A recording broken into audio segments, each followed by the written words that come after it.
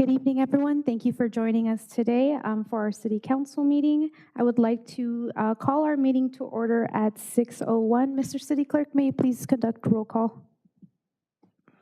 Yes, Councilmember Jimenez, Here. Councilmember Tamayo, Here. Councilmember Torres, Here. Mayor Pro Tem Melendez, Here. Mayor Peralta. And I am present. Mr. City Attorney, can you please announce all closed session items? Thank you very much, Madam Mayor. Members of the City Council, the record should, I'm sorry.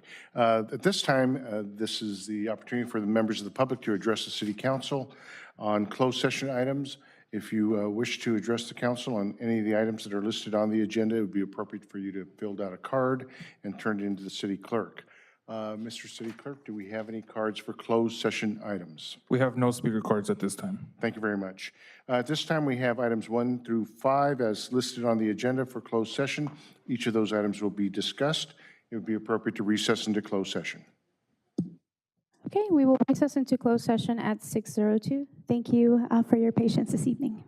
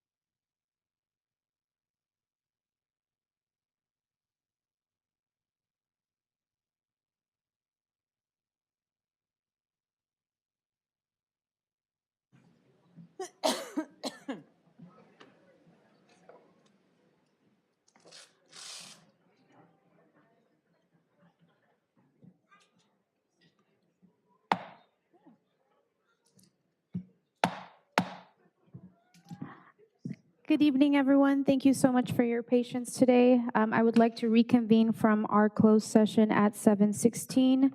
Mr. City Attorney, may you please provide a report on our closed session items? Thank you very much, Madam Mayor and members of the City Council. At this time, the record should reflect that the City Council recessed into closed session with all 5 members being present, that the following is my report from closed session. On item number 1, conference with labor negotiators, the City Council received a briefing on that item. No final action was taken, and nothing is required to be reported further at this time. On item 2, a conference with labor negotiators, the various employee groups that are listed on the agenda were also discussed. There was direction provided, but no final action taken, and nothing required to be reported at this time. Items 3 and 4 were not discussed in closed session due to the time limitation. Will be carried over to a future agenda. Item 5 involved 2 matters of potential or significant exposure to litigation on 2 personnel matters. On the first item, a report was provided to the City Council involving complaints filed by certain city personnel. There was no action taken on that item and nothing further to be reported. On the second item was a complaint by an employee against Councilmember Jimenez. That matter was directed by the City Council to be reviewed and investigated by a special counsel and independent investigator. A final investigative report, executive summary, and findings and analysis was provided. I should note that on this matter, Councilmember Jimenez was requested to recuse herself from the discussion and opted or chose not to leave the room and was present during that discussion, as well as the other 4 council members. The City Council has received the final investigative report, executive summary, and findings and analysis. The name of the complainant will not be released due to their privacy rights. However, the findings and analysis of the investigator, which I should note was Keith Kilmer from 4-Star Investigations, and the following was his findings. The credible evidence produced during this investigation is sufficient to support the allegations that Councilmember Angie Jimenez engaged in unnecessary and inappropriate conduct towards the employee on March 6, 2024 by showing up at his office without notice or appointment, aggressively confronting him, and demanding that he discuss confidential personnel information that she was not authorized. And by not peacefully allowing this employee back into his office as requested several times so he could retrieve his personal belongings and leave to a scheduled appointment, and that those findings are sustained. Also further, the City Council has directed the City Attorney's Office and Special Counsel to release the findings in the the final investigative report and executive summary, and this report, redacted report, will be made available to the public tomorrow. With that, Madam Mayor, I should note that there's no further action to be taken at this time on that item. Any action that might be taken related to these findings against Councilmember Jimenez would have to be done at a future meeting in public. With that, that concludes my report from closed session. Thank you. Moving forward, we do have our invocation, and I will ask our city clerk if he can please do us the honor. I will go ahead and lead our Pledge of Allegiance. So if we can all please stand for our invocation this evening.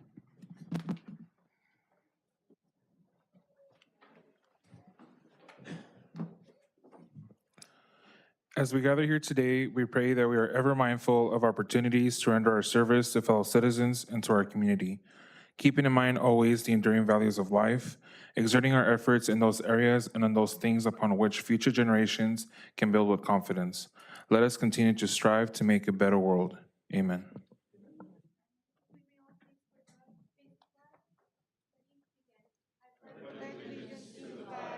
United States of America, and to the republic for which it stands, one nation,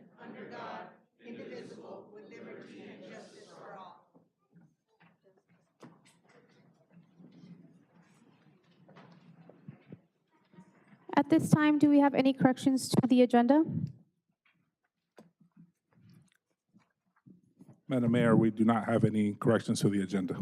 Okay, moving forward, we do have presentations. Our first presentation will be for Citizen of the Month. If I please may ask my colleagues to join me in the front so that we can recognize Ms. Sylvia Takayama this evening.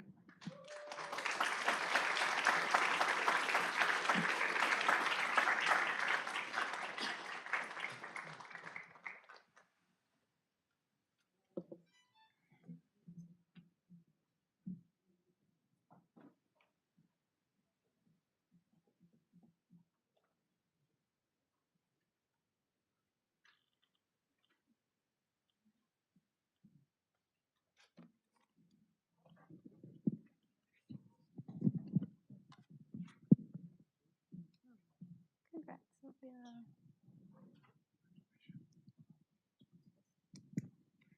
So today it is my distinct honor to recognize Ms. Sylvia Takayama, a remarkable individual whose personal qualities, dedication, and love for our community has left a mark here in the city of Montebello. As a leader of our local Girl Scouts Troop 71221, Sylvia mentors and empowers young girls, instilling values of leadership, community service, and personal development. Under her guidance, the troop has collected items for homeless teens and met their basic needs with dignity and compassion. Sylvia makes this crucial part of the Scouts' education and service. This initiative expanded to include all residents, garnering widespread support from organizations such as Montebello Youth Leadership Club, Healthy Montebello, All-American Sportswear, and generous contributions from local Scouts, commissioners, as well as city council members. These efforts have not only improved the lives of homeless teens, but have also united our community in a common cause. Sylvia's favorite accomplishment is working with the Girl Scout Troop 71221 on a Montebello mini libraries project. A mini library is a small decorative cabinet in a public space where people can freely take and leave books, fostering community engagement and promoting reading. The first mini library is actually here at Taylor Ranch Park, and a second mini library is opening soon. As a city commissioner, Sylvia is not just a representative, but a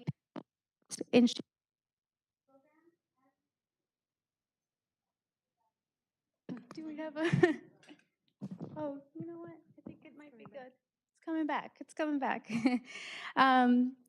As a city commissioner, Ms. Sylvia is not just a representative, but a pivotal figure in shaping the programs and initiatives that drive Montebello's progress.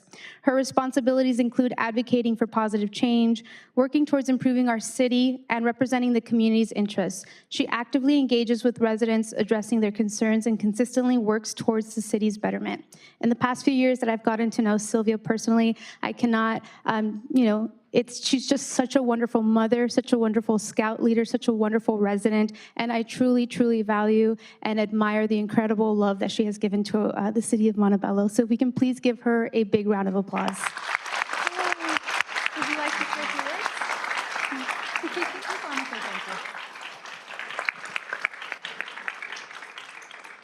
I just want to say thank you, and I thank all the city of Montebello for choosing me to be Citizen of the Month. My dedication comes within. I love our city, and I'm very happy to do all the tasks and duties that require me under my leadership for the Girl Scouts and for the community. Thank you so much. Yes. And very quickly, I'd like to say huge congratulations to Ms. Takayama. I have the honor and privilege of having appointed her to our Parks and Recreation Commission. And the phrase that comes to mind is, if you want to get something done, ask someone who's busy. And she's absolutely the embodiment of that, between the work that she does leading her Girl Scout troop, the work that she does with her daughter and her school, her and her husband, Brandon, the work that you guys do, just making sure that council is aware of the issues around our city. I would love to sit down to anyone that would like to ask just how much her and her family contribute to our city. So when it comes to those members of our community that are truly outstanding, I'm just very proud that you're receiving this recognition this evening.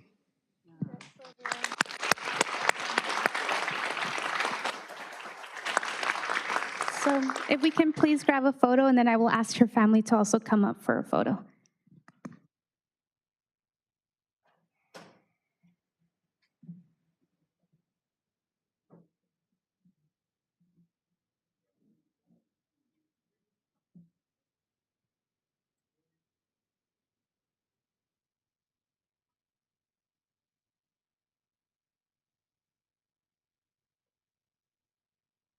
May I please ask her family and her friends that are here today this evening to please join us for a photo as well?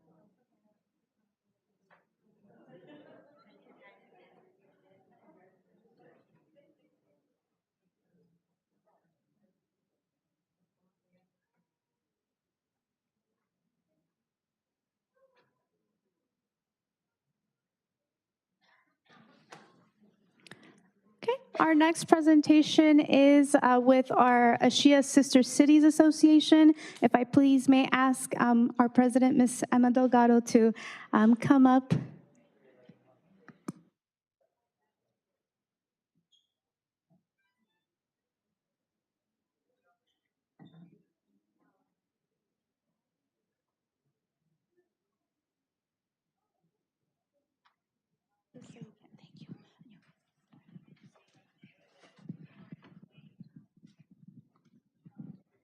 Good evening, everyone, Mayor and Council. Thank you for having us today. Our Sister City program starts up on Monday, July 22nd. We're celebrating our 63rd anniversary of the exchange program between Montebello and Shia, Japan. We've selected 2 ambassadors who will be departing on July 22nd to Ashia, Japan. I want to go ahead and bring them up, and they could say, they could introduce themselves to you. Our first student ambassador is Isaac Flores.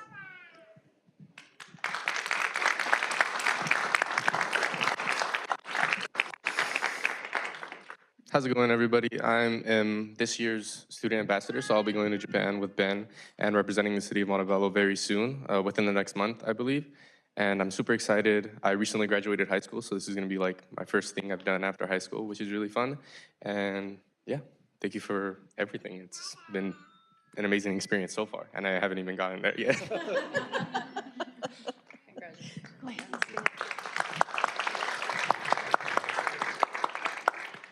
Our second ambassador that will be traveling to Ashia, Japan is Ben Richards.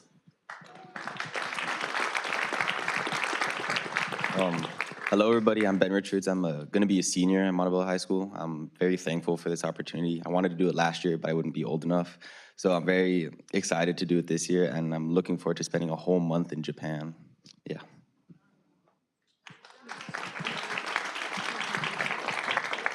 So it's tradition that the council is going to sash them with their sashes, and they need to wear these every time, their entire time they're in Ashia.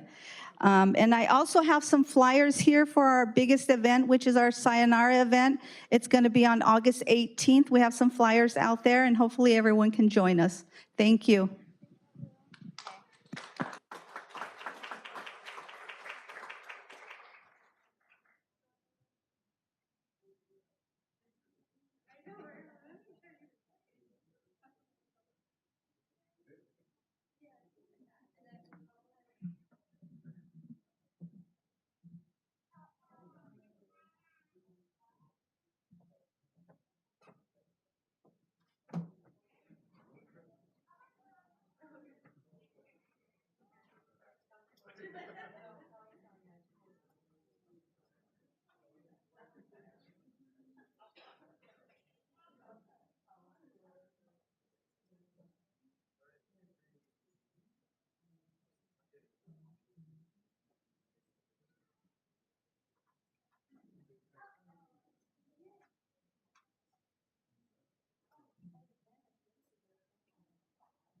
Can we get their parents up here as well? They're our host families. They'll be hosting the ASHIA student ambassadors when they arrive from ASHIA.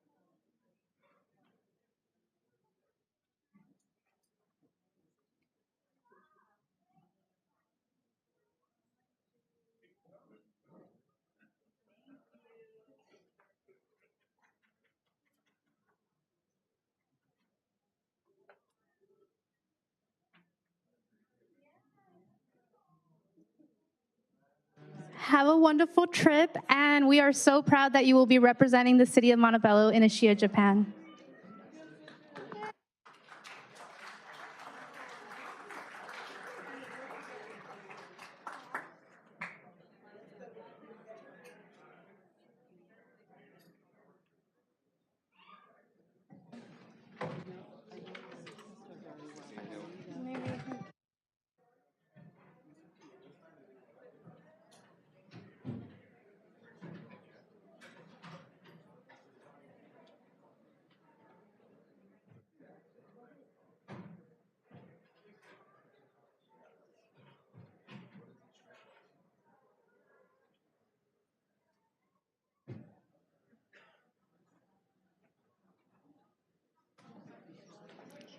Okay. And at a future council meeting, I believe in August, we will be having our, or probably the last meeting in July, we will be having the students from ASHIA Japan join us at our council meeting to also be recognized on behalf of the city. So we're really excited to meet them. Last year, we met two incredible young individuals that were coming here to the United States for the first time. And so we're very excited to be hosting them here in the city of Montebello. And so moving forward, we do have a very, very exciting presentation, and that is our Fire Academy and orientation pinning. At this time, I would like to call up all of those within the fire department personnel that will be a part of today's presentation. If you can please join us up here in the front. I know it's a little crowded, but we do appreciate you all being here with your families.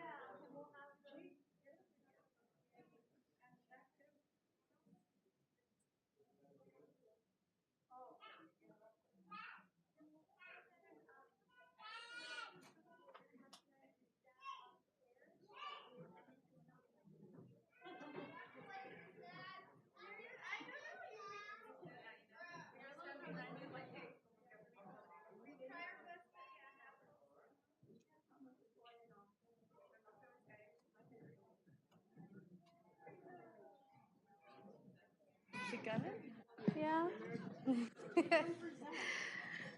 Oh, yeah, there we go. We have a very small chamber, but we're making it work. So first of all, I do just want to congratulate and honor the achievements of some remarkable individuals in our firefighting community. It is my pleasure to congratulate and recognize those who have earned new positions and promotions within our ranks. First, let's extend a heartfelt congratulations to James Andrew Parker, Jose Joe Della Torre, Juan Mota, Christian Dear Gregorian, Andres Mendez, and James Colford for their well-deserved new positions. If we can please give them a round of applause.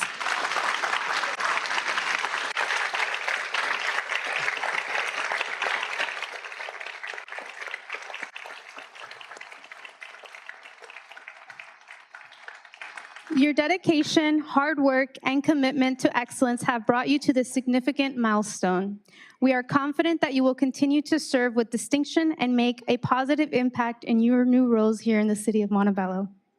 I also do want to commend Zachary Humber, Anthony Rodriguez, and Hermes Carbajal, who are here tonight, as well as Joshua Reyna and Daniel Montoya, who could not be present for their promotional positions, but if we can please give every single one of them a big round of applause.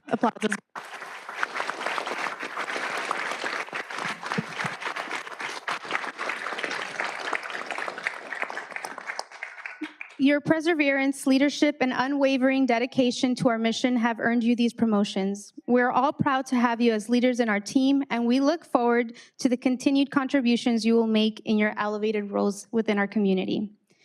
To all of you, your hard work and dedication do not go unnoticed, all those that are also here joining us within our chambers. You exemplify the spirit and courage of our firefighting community, and we are grateful for your service. Congratulations once again, and thank you for your commitment to keeping our community safe. Chief Pelias, if you can please honor us with a few words. Thank you, Mayor. First of all, I want to thank the Mayor, City Council.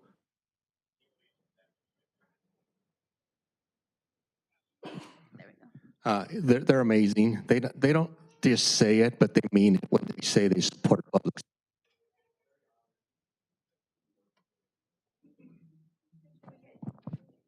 Okay, thank you. So I'm very honored to be working under their leadership. So with that, I'm going to start. You have an amazing group up here. I personally interviewed all of them. I was involved in the process, and I can tell you it's a job and an honor that I take very seriously when I've been tasked to bring you the best firefighters, engineers, captains that are out there, and they're here today. They all come with so many skill sets, and I'm so honored and proud to be part of this recruitment and selection. So I'm going to go down the line and introduce them to you. I'm going to start here with Captain Zach Humber. Zach grew up in Montebello. He graduated from Sher High School. He served as the explorer for us. He was the chief of the explorers. He completed his 4-year apprenticeship in structural ironwork, specializing in high-rise construction. He served with Cal Fire as a wildland firefighter. He's a hazardous material specialist. He obtained his AA degree in fire science, obtained his BS degree in leadership, enrolled in a graduate program at Cal State Long Beach for emergency management, state fire instructor. His accomplishments here with us, in the time he's been here, he's developed our bike team, our wildland coordinator, and he most recently ran our engineer academy.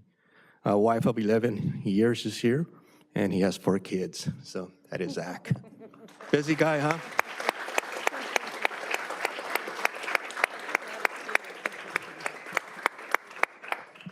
Captain Rodriguez, firefighter, paramedic with Montebello since 2018. I hired Anthony. So it's exciting when you promote them up the ranks and you see them develop in their journey. He was promoted to engineer in 2021. He oversees our fire rescue auxiliary program as an advisor to the Fire Explorer program also. He was a firefighter paramedic in Georgetown, Texas, before we acquired him. Anthony Rodriguez.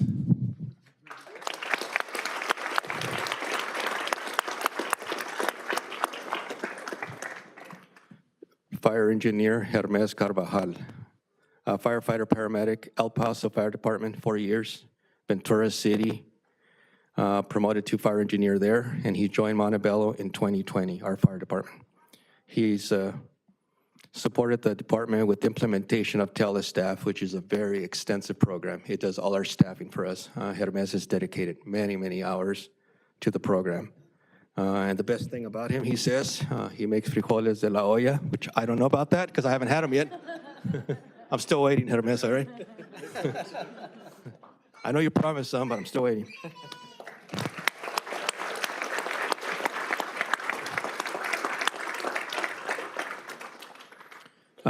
Engineer Delatorre, what an amazing individual we have here. U.S. Navy veteran, he served as an aircraft firefighter on an EOD Mobile Unit 7. That's an explosive unit. They dismantle explosives, so that's not an easy task. Thank you for your service. Also,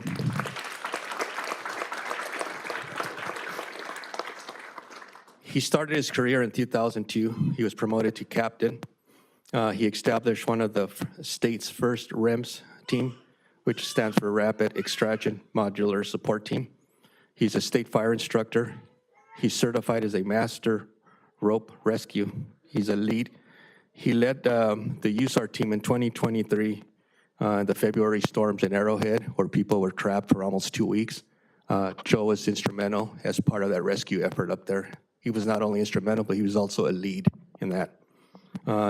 He's here with Joe and with his wife and his 4 sons.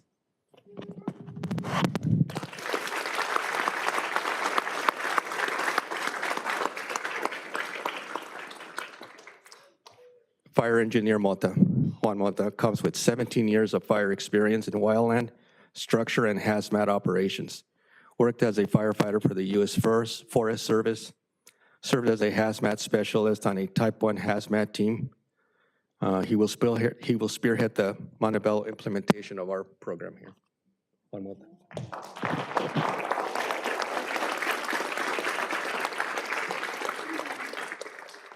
Andrew Parker. What can I say about Andrew that hasn't already?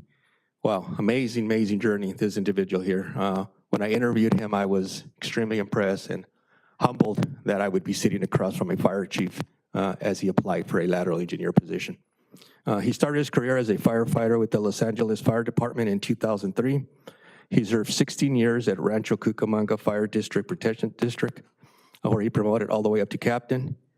And he served as a duty battalion chief and fire chief of the Santa Clara Ivans Fire and Rescue in Utah.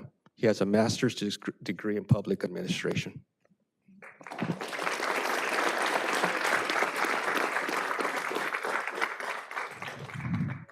Firefighter Colford, James.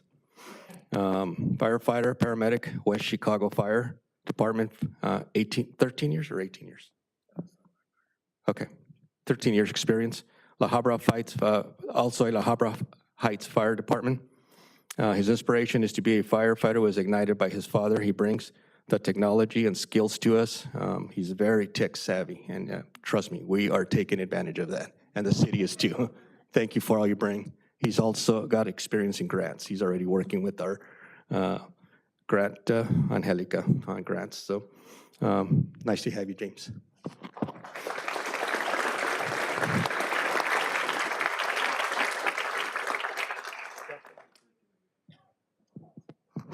Second generation firefighter.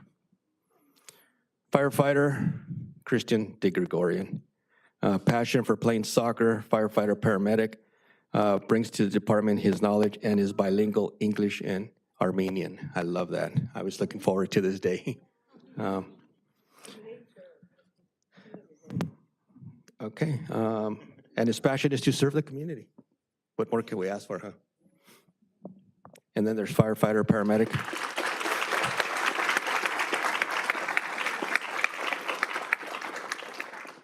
Andres Mendez. He graduated from Rio Hondo Fire Academy, obtained his paramedic certification at UCLA Paramedic School.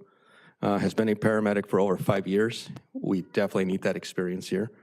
He brings to the department his experience and his love and passion to serve. Thank you, Andres.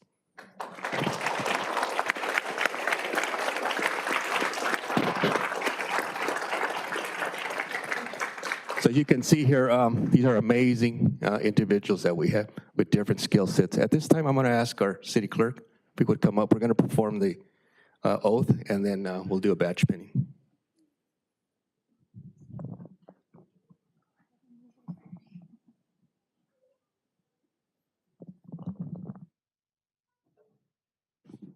Test.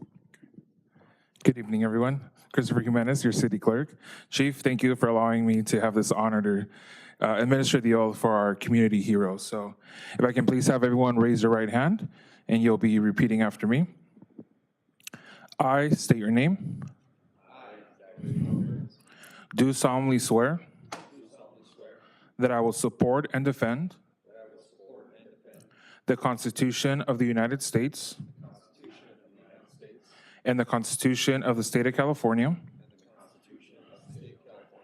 against all enemies, foreign and domestic, that I will bear true faith and allegiance to the Constitution of the United States and the Constitution of the State of California, that I take this obligation freely without any mental reservation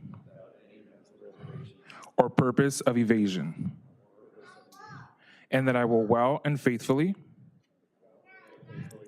discharge the duties upon which I am about to enter.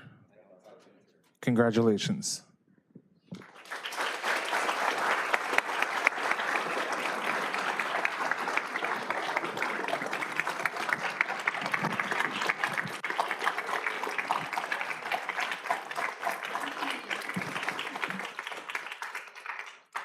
At this time, I'm going to ask, we're going to do our badge pinning, so I'm going to ask the significant others that will be doing the pinning, if they would please come up.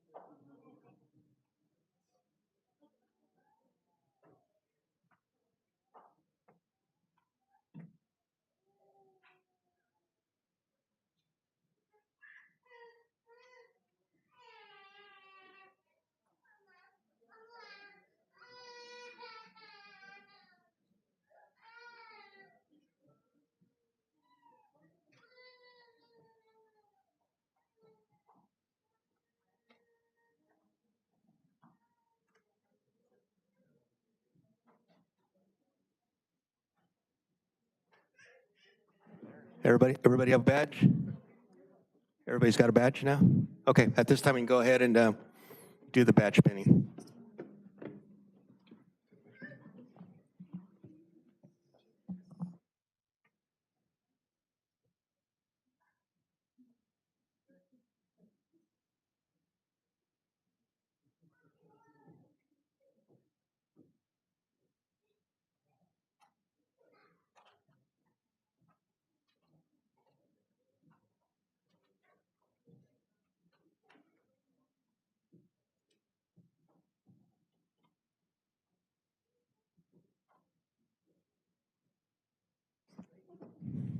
With that, Mayor, I will hand it back over to you.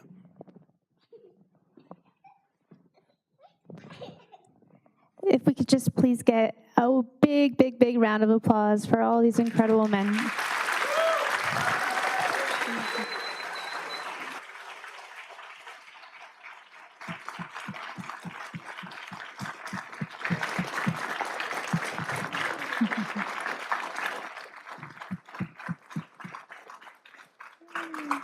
We look forward to your new roles, and just please know that you have a community that is extremely, extremely proud to have their own fire department. So thank you very much for your service. Thank you.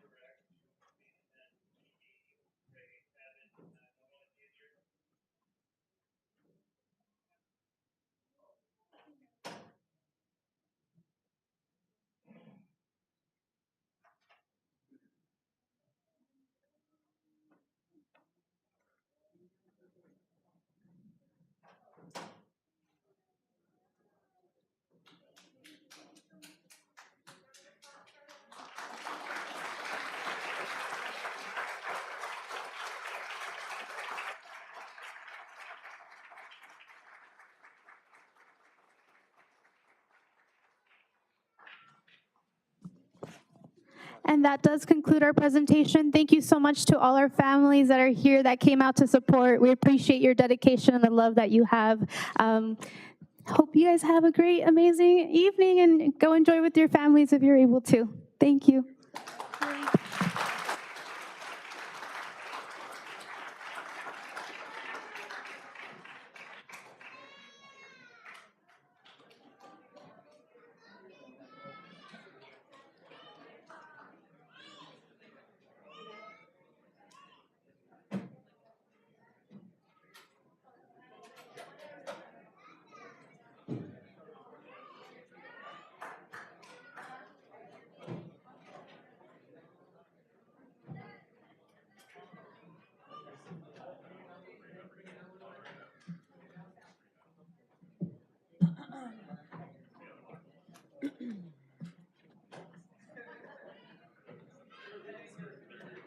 Rosario Mendoza Ortiz.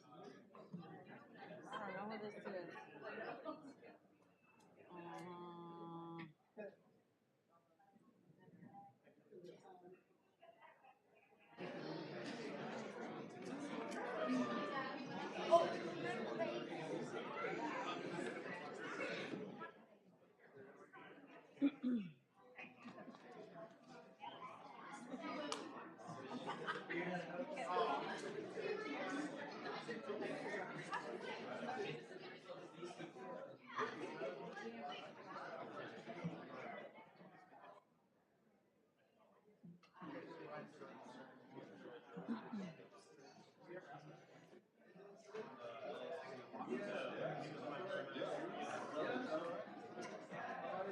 Oh, yes, please.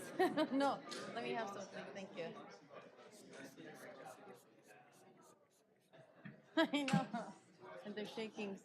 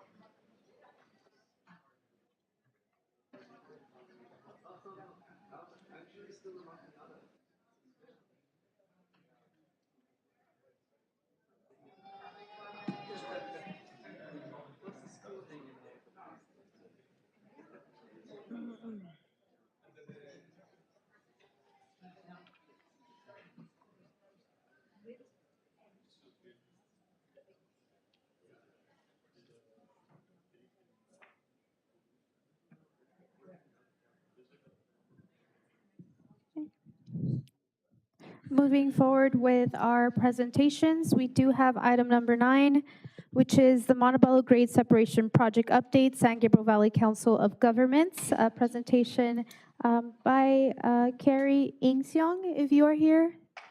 Thank you.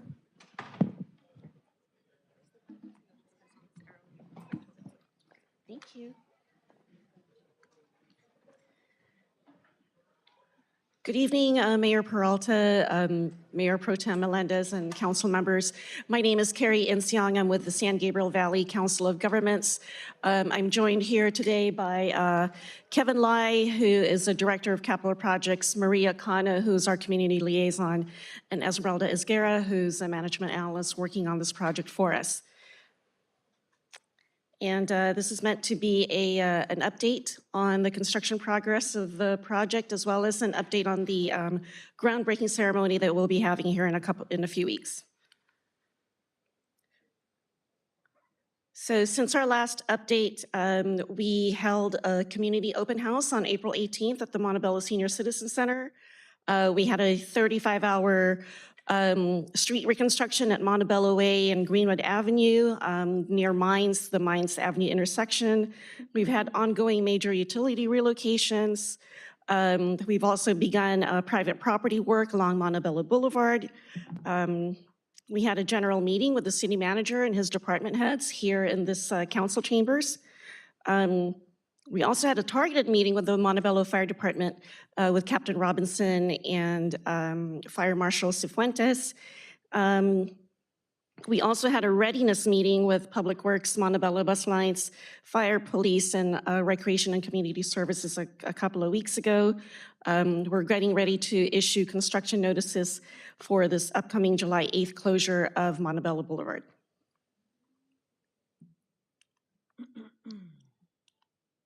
So this is just a short recap of the open house that we held again on April 18th, which was held at the Montebello Senior Citizen Center. We had a really, really good turnout. Unfortunately, we didn't really keep a good track of the number of attendees that we had, but we estimate about 80 to 100 attendees.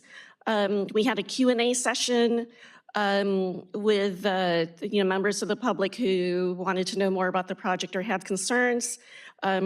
In addition to the Q&A, we had breakout sessions where the members of the public could ask more specific questions regarding, each phase of the project.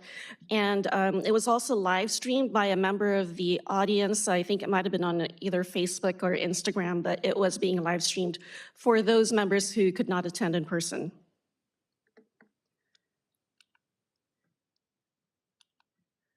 This is an aerial shot looking north. That's Montebello Way and Greenwood Avenue at Mines. This is the result of a 35-hour closure that we had to do pavement reconstruction at this intersection in preparation for the project. I mentioned that we've been working on utility relocations.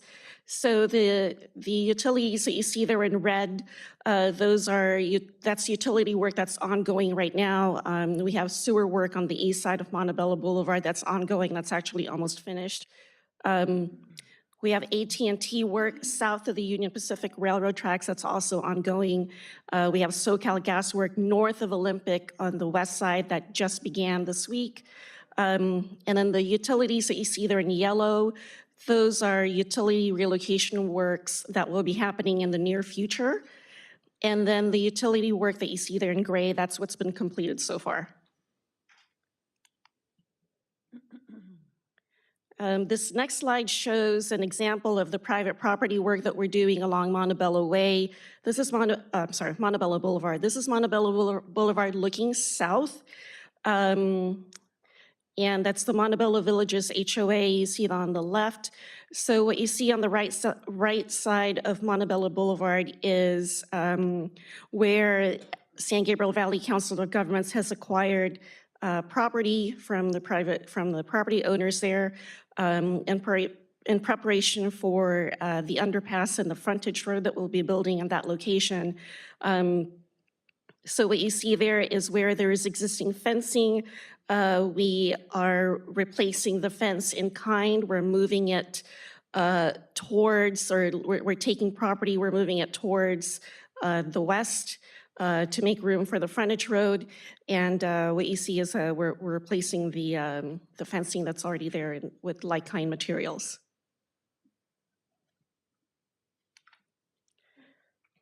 This is an aerial shot looking southward. That's the Union Pacific tracks running east and west, and that's Montebello Boulevard to the left of the picture.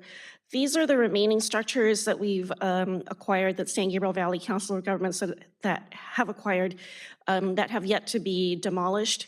This is the old Sahagan property. It was an exterminator business. Diego's Auto Repair sits in the middle there with the cars.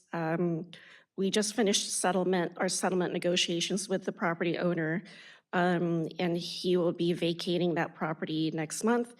And then the building to the right of that, that's J.E. Stout. We have had some issues at these locations with unhoused individuals. We've tried to, work with them to get them services. But it is an ongoing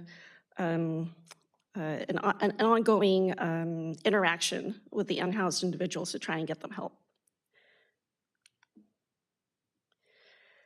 This is a shot on the left side of your screen of the construction alert notice that actually just went out this afternoon. We've put this out in Spanish and in English. This is a construction alert notice notifying the public of the upcoming closure of Montebello Boulevard. And then on the right side of your screen, the aerial there, that is a more detailed description of what the Montebello Boulevard closure is going to look like. So the street segments that you see in red, those are going to be hard closures. That means no traffic, no local traffic, no access whatsoever. The street segments that you see in yellow, we're calling those soft closures. Local traffic will be allowed for residents. We've also provided a similar map at the request of the fire department and police department so that they know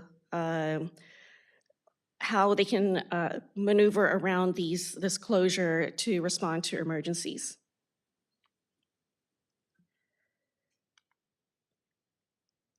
This next slide is a picture of our groundbreaking ceremony flyer, which will be on Wednesday, July 10th at 10 a.m.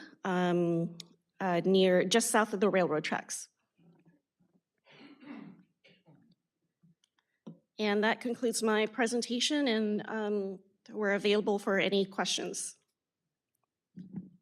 Thank you very much for these very, very important updates and your presentation this evening. Just to go down roll call order this evening, Mayor Pro Tem Melendez, do you have any questions? Thank you, Mayor.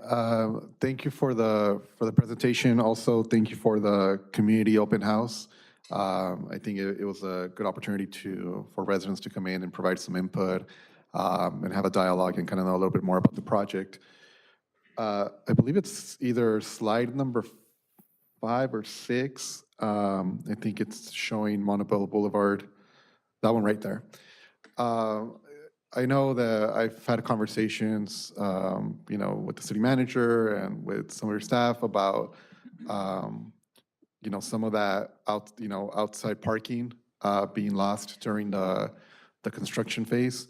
Has there been any changes or any new updates on it? Because I know the HOA is still contacting us about the issues that they're having with parking. Just kind of wanted to see if there's been any, I know it's difficult, I know there's challenges, but just any new information that you might have. So we tried to keep that street segment open for parking as long as we could, as long as, feasible. We are going to get to a point where we will not be able to allow parking at all, just for, safety's sake and to make way for construction work. There is still the option of the SGV COG acquired parcel between Olympic and Mountain View. That's a public parking lot that will be eventually turned over to the city.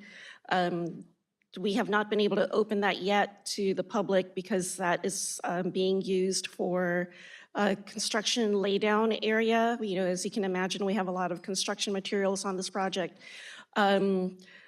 There's, Montebello's pretty well built out. We haven't been able to find any lots nearby that could be used by our contractor for laying down their construction materials and equipment. So we've been using that public parking lot. However, what we expect is that when we close down the street, that we will be able to use the street for lay down of equipment and materials. So at that point is when we will revisit the public parking lot and turning that over to the city for operations. Thank you for that. And yeah, just,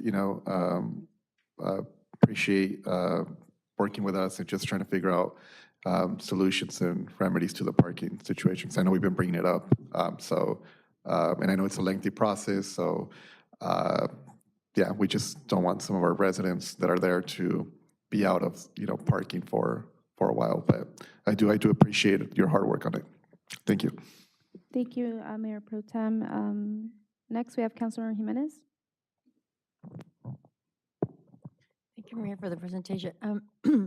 I just had a question about signage, but I guess I could just ask you that separately because there are specific requests that fall into the district adjacent to mine, where the detours, there was people are still going through that street.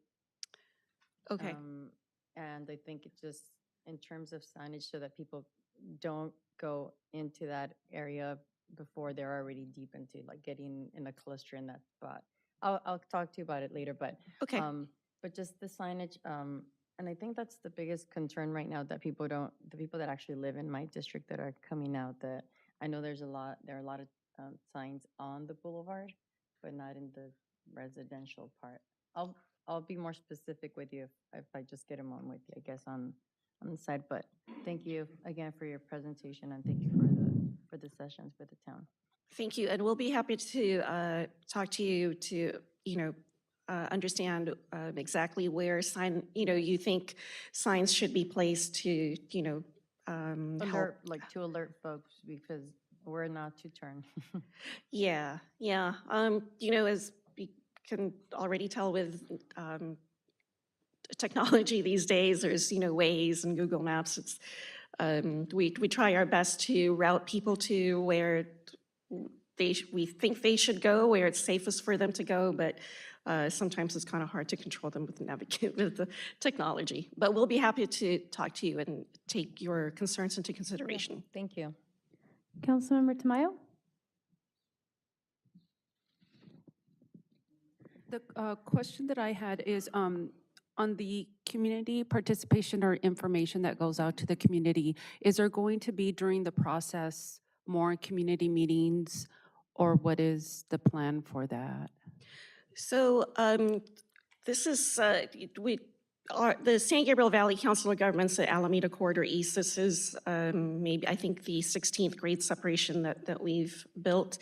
We typically have a community open house type of meeting early in the project, because that's when we're trying to tell the community what to expect.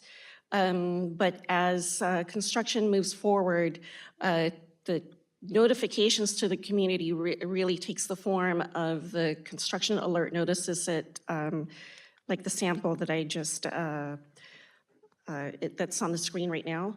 And then it's, but there is gonna be a lot of on the ground work by Maria. We're also trying to have a presence at the Montebello Farmers Market to try to be there more regularly in case there are any questions, members of the community can come up to us directly and ask us questions there. So it's gonna be a little bit more targeted, I think, in that sense. So maybe considering having like community meetings once the project has started for the residents, particularly the ones that are affected, just as things are moving along and issues that come up, would be my suggestion.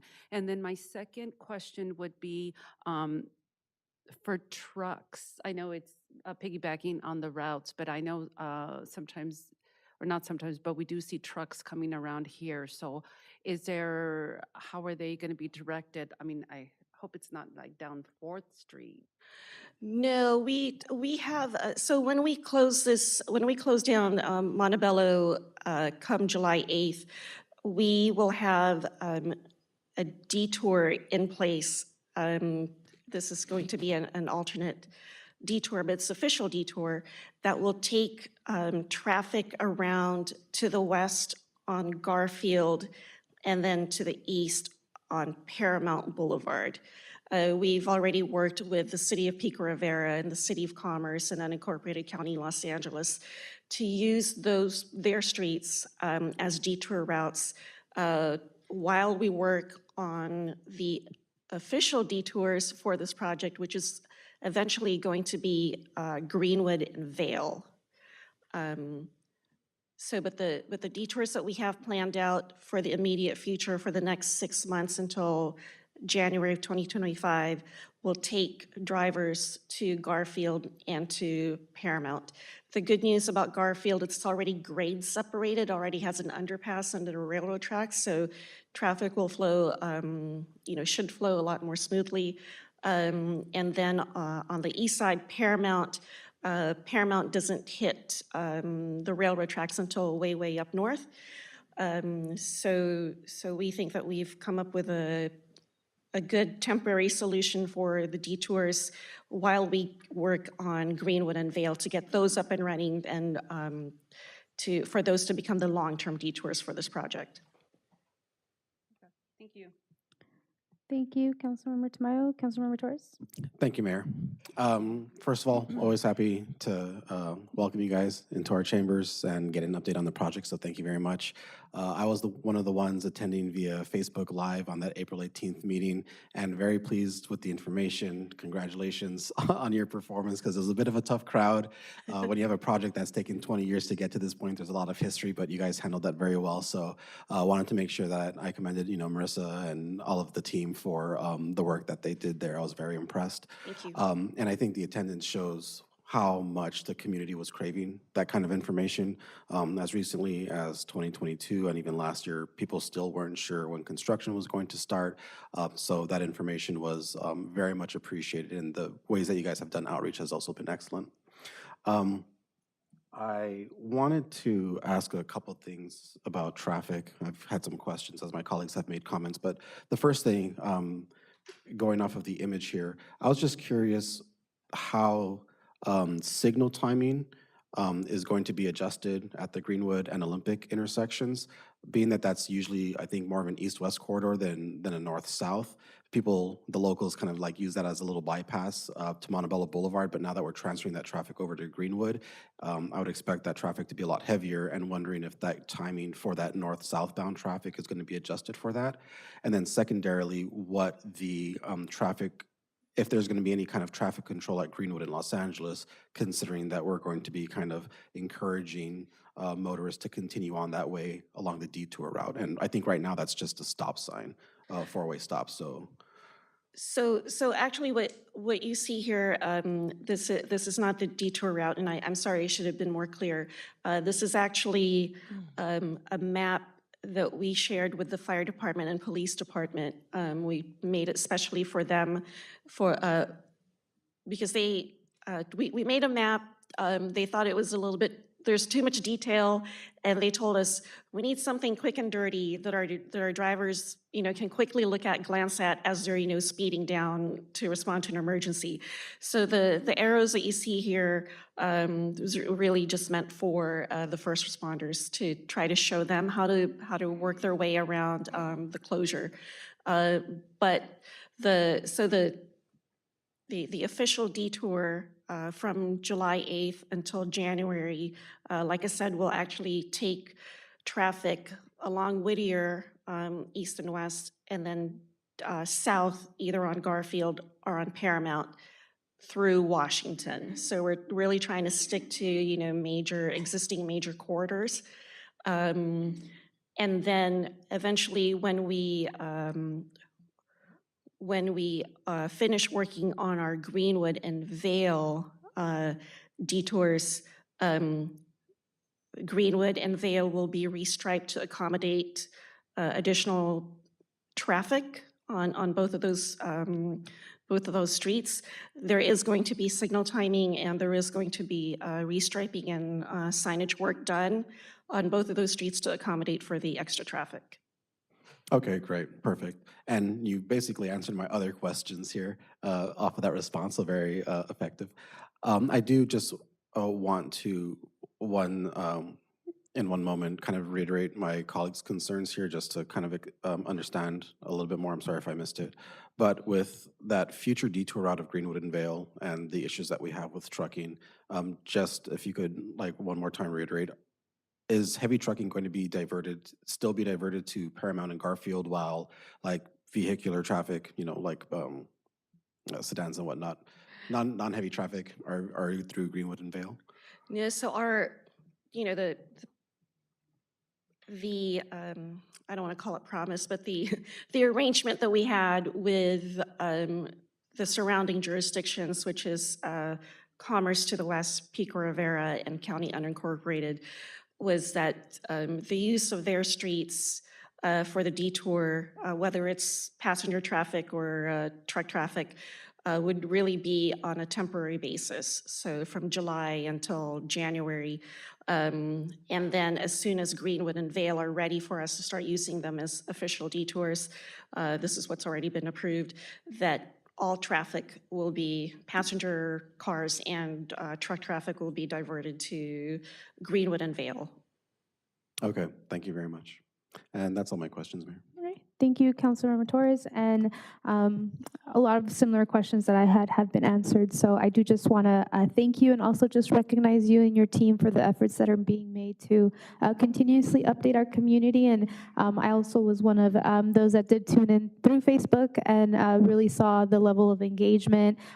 It was a very, very packed house, a lot of questions, a lot of history, and recognize how difficult it could be to facilitate and get through those conversations. But do just want to one, really commend that effort on behalf of council. We really do appreciate it. This is a massive project, 20 years in the making, that's now coming to light, and it will impact our community. And so being up to date, working with our public safety is something that we really want to prioritize. So I appreciate really getting them a map that is useful for them in terms of being able to operate within the city. But overall, just very thankful for your guys' presentation and looking forward to the groundbreaking ceremony. Thank you. And again, as I've mentioned before, our intent is to provide more regular updates to the City Council as construction progresses. So we'll see you at the groundbreaking. We look forward to that. Thank you so much. Thank you. Thank you. And so moving forward, we do have our solar roof HVAC presentation by Director of Public Works, Mr. Roldan. Thank you, Madam Mayor. This presentation will be given by Mr. James Quinter, who is our Deputy Director. On this one, right here, okay. Good evening, Mayor and council members. I'm here to give an update on the solar roofing and HVAC project.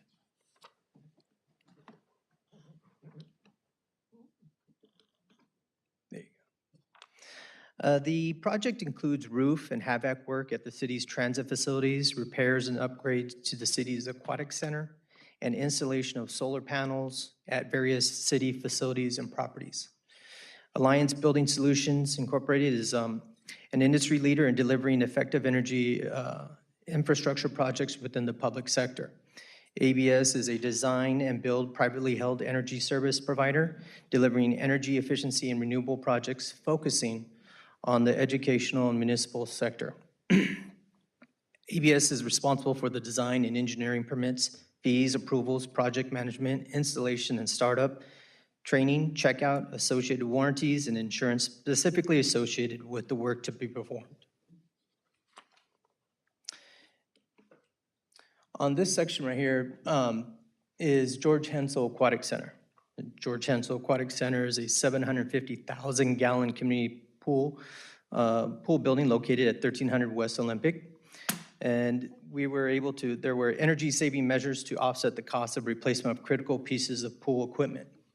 And if you look at the slide on the bottom left, you'll see the old heater system that was there.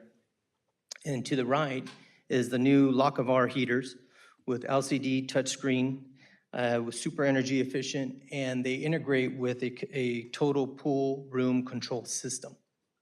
And so there's like the before and after right there on the heating system. And the third picture right there, it's a little bit difficult, but it's kind of like the back end of the heating system.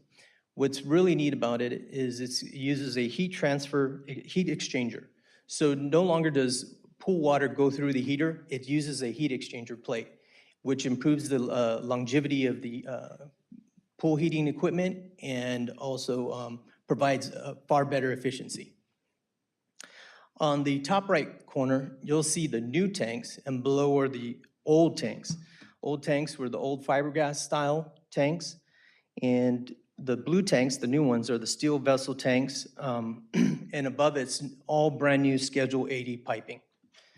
A little bit background, we started ordering this equipment in February of 2023 in regards of the timeline, and our date for completion of this project was to have it ready for June 6, 2024.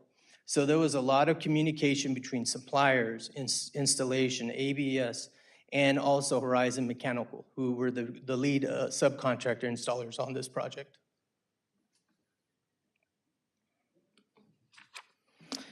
Right there, also, if you look at the top right, you'll see the brand new white grating that was installed.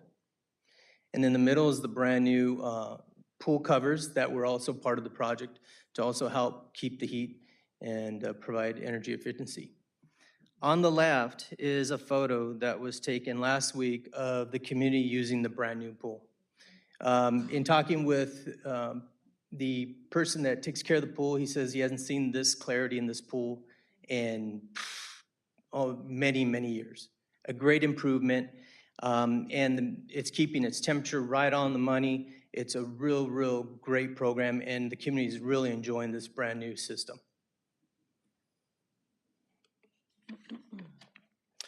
Also, at George Hensel Aquatic Center, we went and replaced and put in a new Hypalon roofing system.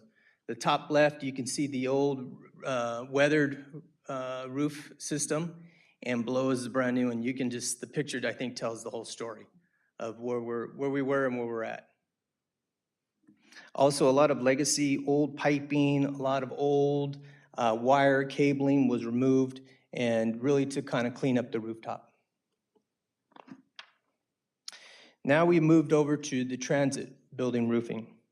Real quick is we added additional units because with the addition of technology and server rooms over at the transit, up there in the top left, you'll see the construction company building curbs. That's for the addition of the new AC units going to be placed on the roof.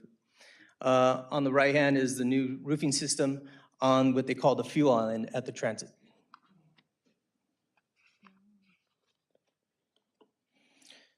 This is a little breakdown in regards of so far how many square feet that we've done at the transit. I won't go down each section, but basically it's right over 2 acres of brand new Hypalon roofing system has been already installed.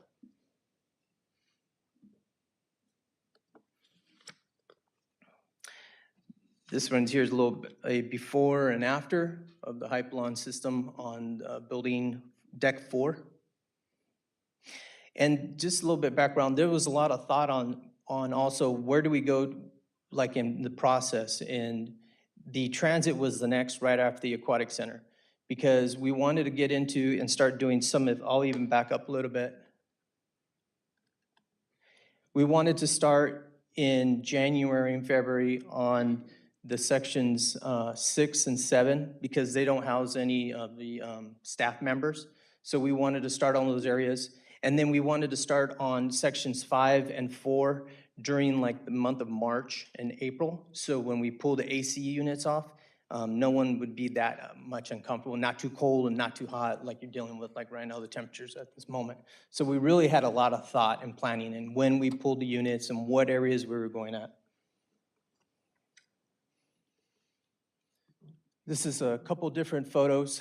Top left, new AC units being installed.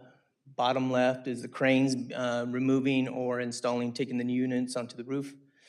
Middle photo is just a brand new AC unit that was installed. And on the right, top right is brand new mini splits at the server room at Transit.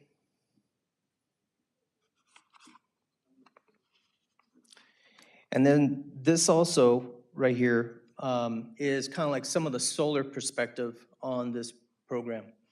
On the left is the solar panels that are going to be installed at Transit. We have to start with the roofing system and then the AC system, and then we can bring in the solar panels. And then at City Hall, this is a picture that will soon be going, that's the installation footprint. But my main press is to get the transit section done first with solar. Reason is with the grade underpass, I really want to get the companies and the contractors out of that zone.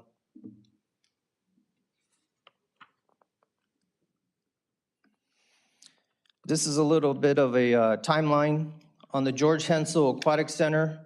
Installation new roofing system completed. Installation new pool equipment completed. A transit building installation new roofing system. We're looking at around late July. Installation new HVAC system fully completed with all the control system late July. And installation of solar panels all throughout this, we're looking at late December 2024. The City Hall lobby installation new HVAC system because we will be installing new HVAC. We're looking mid-August. Installation lighting system mid-August. Installation of the ceiling system mid-August. And installation of the solar panels at City Hall fully, we're looking at late December 2024. At this moment, that concludes like my update on the solar roofing HVAC program. And if there's any questions, I'd be more than happy to answer any at this moment. Thank you very much. Let me go ahead and go down roll call order here with Mayor Pro Tem Melendez. Thank you. Thank you for the presentation. The pool looks great. The roof looks great at Transit. I just, these projects are great. It provides an opportunity to upgrade our systems, provide a clean energy source. A lot of the improvements are cost savings that eventually pay for themselves. So overall, great work. Thank you for the update and thank you for all of your hard work. Thank you, Mayor Pro Tem. We have Councilmember Jimenez.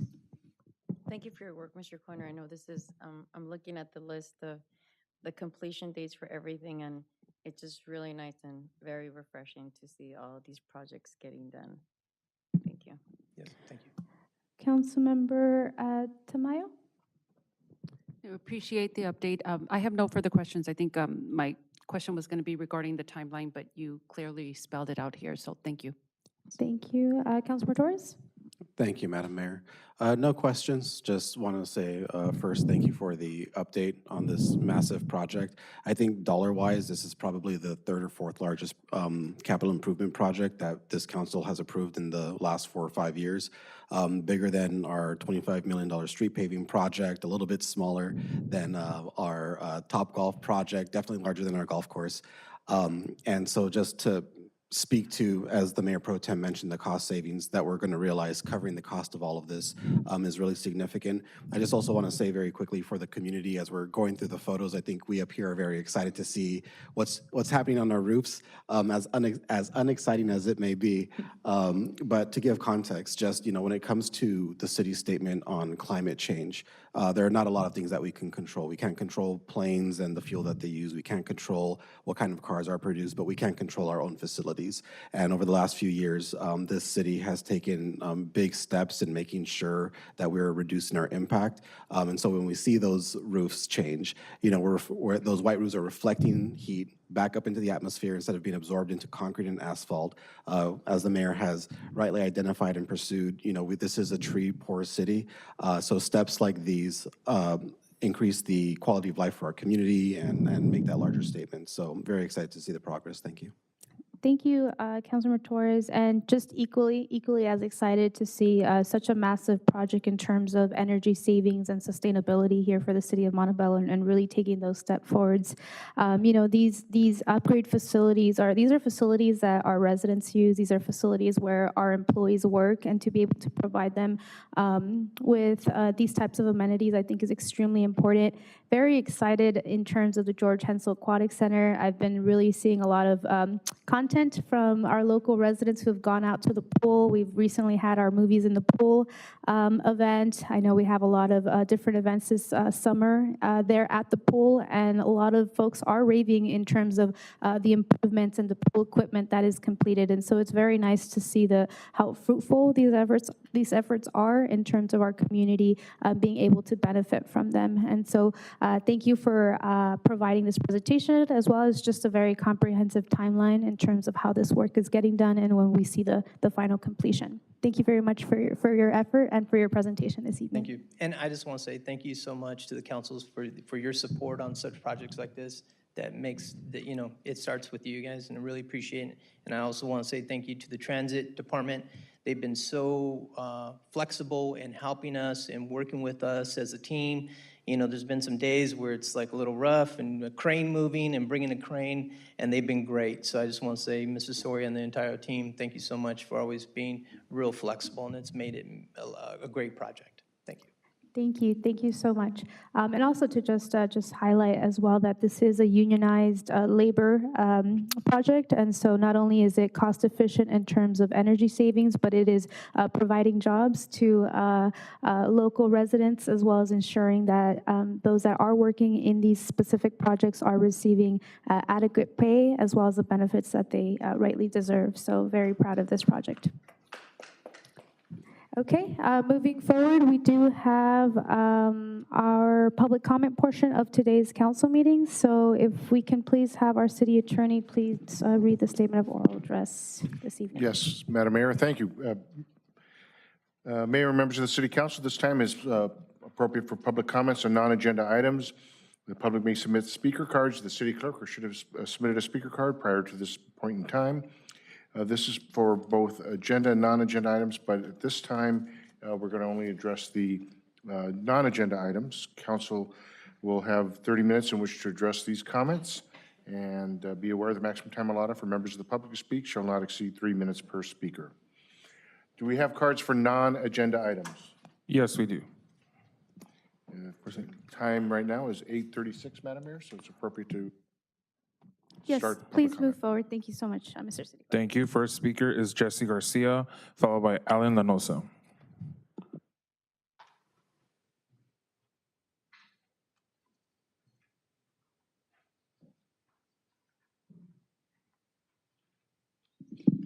Good evening, Mayor Peralta, Mayor Pro Tem Melendez, esteemed council members, and city staff.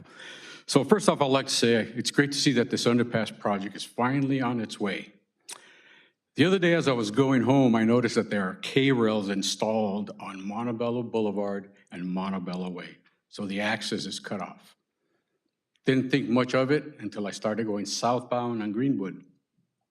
Here comes the fire department truck, sirens blaring, and it hit me. Took me a second. Lawsuits.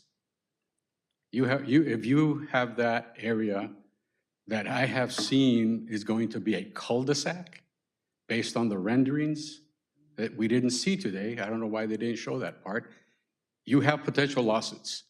You have just cut off the access to the people in that area. So I personally, based on my skill set, in the evening, I took a drive from that intersection all the way to Mines and Montebello Boulevard. It takes an extra 10 seconds just to get there. And I'm pretty sure a lot of the folks that were here today will attest that seconds count when life is in peril. So I strongly urge that that area does not become a cul-de-sac. Leave it open. The company that's doing the work, those contractors, I'm pretty sure they already budgeted for that task. Again, that's another one of my skill sets, being a program manager. And the way to offset that, have them redo the work, make that street nice and pretty. Whatever money is left over, if they can get that job done early and on budget, let them have it as a bonus. But prevent, be proactive. Don't let a lawsuit hit just because you're gonna cut off access to those people. Roosevelt, if you take Roosevelt all the way around where that laundry section is, it takes even longer to get into that general area. So it's something to think about. And I already noticed today, they're already tearing up some of that sidewalk. So it'd be nice if they can just fix it, but please be proactive.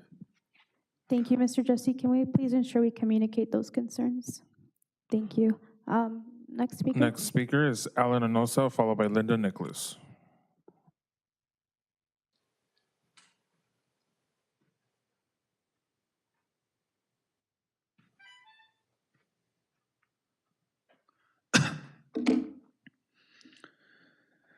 Good evening. The Bible states in Deuteronomy chapter 23, verse 17, there shall be no whore of the daughters of Israel, nor sodomite of the sons of Israel. Sodomite is pretty much an antiquated word for a homosexual. Goes back to Genesis chapter 19, the city of Sodom, a perverse city. God sent two angels over there. They were almost raped by the people in Sodom, the men of Sodom. And God had to burn down the whole city and destroy it. And the Lord won a great victory that day. This message is titled Defund LGBT. Defund LGBT. With the closing of this month, ending this Sunday, June will commence and Pride Month will be officially over. With that, the satanic homosexual rainbow flag that's in front of City Hall will be taken down. I make a strong recommendation to never pull that flag up ever again. This is a disgrace to our strongly conservative city.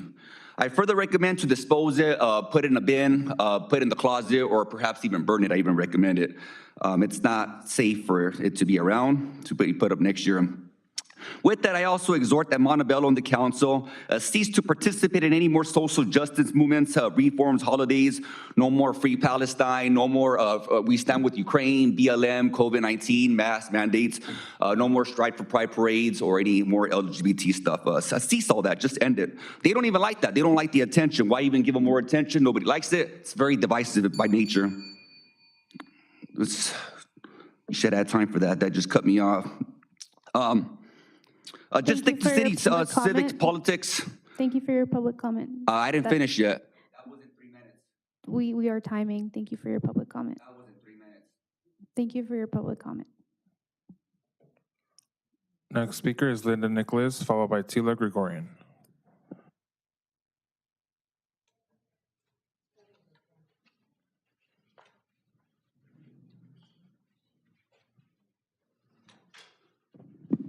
My name is Linda Nicholas, co-founder of Match 90640, address on file.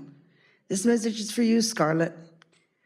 I want to put you on notice. The next time you shush anybody in the audience or tell them to be quiet because you think you're holding a meeting, I will file a complaint with the ACLU, and the Jewish Defense League is going to help me, because I feel that as a disabled senior of German Jewish descent, you're discriminating against me. Because when you had the pro-Palestinian rally in here where it turned into a circus, they were running up and down the aisles, they were whooping and hollering, yelling. Even Mr. Sanchez, who never comes up, told you you lost total control of the meeting. The city attorney didn't say, hey, we're holding a city business here. They had free for all. You even stopped the meeting to go take a photo op outside. Very unprofessional.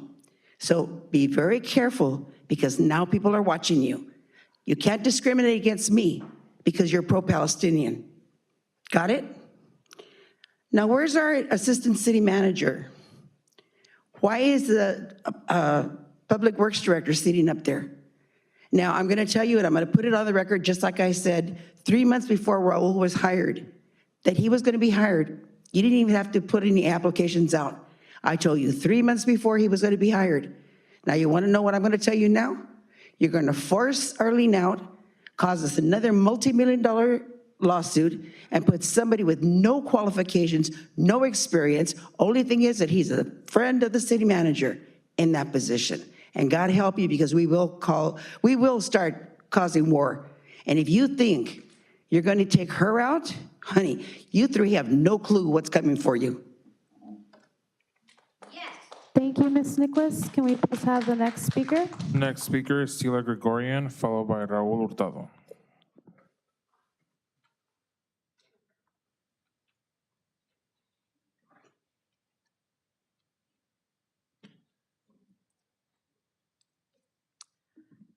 Tila Gregorian, resident of Montebello for many, many years. I am very concerned about what's going on in our city here. It just seems like you're spending money left and right. Do you not have a budget? And are you extending the budget? Because it seems like you're being very, spending too much money in our city. We're not a rich city, and there's a lot of important things that need to be done that really need to be done. But anyway, that's, I'll continue with that when I address item 15. But I also wanted to say that I don't agree with the name that you gave the Quiet Cannon, the country club, Chile Verde. Oh, pardon me, that was not what it was. I mean, who thought of this name? And who decided to name that facility that name? It's ludicrous. What was wrong with the Montebello golf course? What's wrong with Montebello? That's where it's at, and it's forever been Montebello Golf Course. So why do you think that the names need to be changed? This is Montebello. We're the residents of Montebello, and we don't like kind of changes like that, especially when somebody, whomever it was, that decided that that should be named, the name should be changed. Surprised you even kept the Montebello Top Golf and the name. But who decides this? Please, somebody tell me. Who makes this choices? Because nobody seems to know. Somebody just decides that that's what they're going to name it, which is really the worst name you could come up with. I don't know who ever thought of such a name, but nevertheless, I just had to voice my opinion and to tell you that I am not happy with my city right now.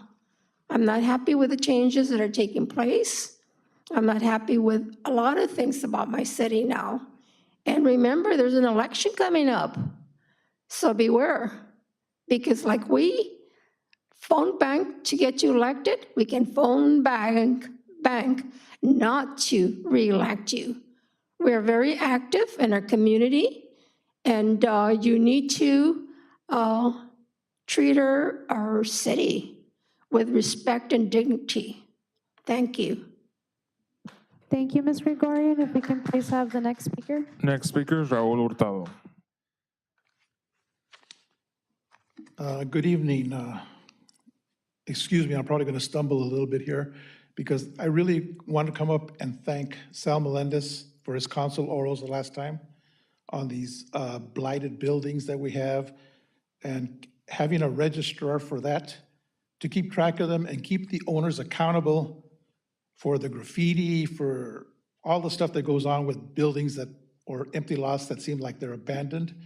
Great idea. I hope it comes to fruition pretty soon. My only problem is that when you finished your thing, your colleague at the other end of the dais jumped in and tried to take credit. And that really upsets me because it was your idea and I'm thanking you for it. And this guy over here, he's more worried about the Palestinians and all this other stuff that goes on, the worldly affairs. He thinks he's a senator or a congressman or something. I don't know what he believes in. But now he's coming back again with his council orals about an ordinance. I would imagine that code enforcement has ordinances already in place that would take care of stuff like that. Maybe you need to polish them up a little bit or not. But there again, he's trying to take credit because he never comes up with anything. He had a chance to help his District 4 out with the cruisers that we have at the city park. Instead, he holds a meeting with the cruisers to see how he can accommodate them. Those cruisers, I'm sure, do not live in Montebello. We, the residents that line the city park that are bothered by them, live in Montebello. Did he have the courtesy to have a meeting with the residents and see how he could accommodate us? No, he cares more about the cruisers, like he cares more about every other thing that happens and tries to take credit for somebody else's. And he's a loser, he's a loser. And frankly, if I was sitting up on that dais, I would tell him to stick that ordinance where the sunlight won't hit it. Thank you. Can we please have the next speaker? Mayor, that does conclude all speaker cards for non-agenda items. Okay, so that concludes public comments on non-agenda items. Moving forward, we do have a public hearing for item number 11, which is a residential solid waste collection and recycling annual rate adjustment. Our Director of Finance, Mr. Salorza, is available for questions. So to open the public hearing, I will go ahead and open the public hearing at 8:49 this evening. At this time, anyone wishing to speak about the item may address the City Council. Oh, I'm so sorry. I actually did jump ahead. We actually do have staff communications on items of community interest, so we will go ahead and take care of that, and then we'll move over to item 11. At this time, Mr. Sosnowski, Parks and Rec Director, will provide community event updates. Thank you, Mayor and Director Roldan, members of the City Council as well. Just this Saturday, want to invite folks out to our third annual, after many years of hiatus, but back at our third annual Independence Day Spectacular taking place at Grant Ray Park on Saturday, June 29th. This event not only has a fireworks show that starts at 9 o'clock, but also features several live musical performances, a country band, Castella Music, as well as the Wise Guys Big Band Machine. In addition to that, kids activity zone, food vendors and trucks, and artisan vendor area, and again with fireworks show beginning at 9 p.m. We also want to note, and again, thanks to our friends in Public Works about all the great work that happened at the Aquatic Center, which is open for recreational swim Monday through Saturday from 1 to 4 p.m. and the pool is in great shape, as you guys saw. And also 7 days a week at Grant Ray Park, our splash pad is open for folks that can't make it out to the pool. It's free and accessible from 11 a.m. to 7 p.m. So just want to invite the community out to this Saturday, Independence Day Spectacular from 4 to 9:30 with fireworks show at 9 p.m. at Grant Ray Park, and also share the good news about our aquatic center and our splash pads at Grant Ray Park. Thank you. Thank you. Does that conclude items of community interest? Yes, Madam Mayor. Okay, Thank so you. moving forward to item 11, apologies, I will go ahead and open up that public hearing now at 8:51. At this time, anyone wishing to speak about the item may address the council. Do we have any cards for public speaking on this item? Yes, Mayor, we do have one speaker card. We have Raul Hurtado. Okay.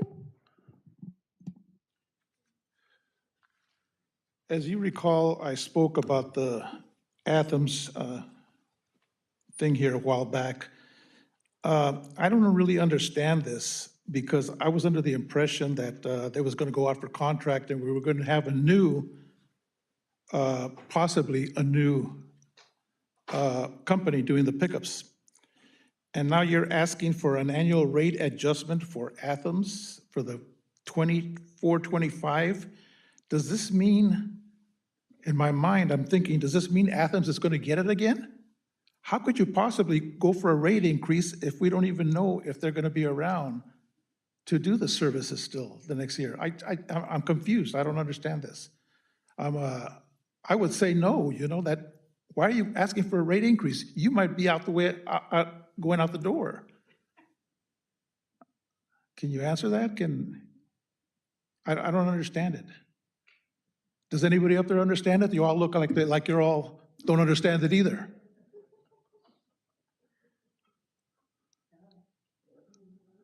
Well,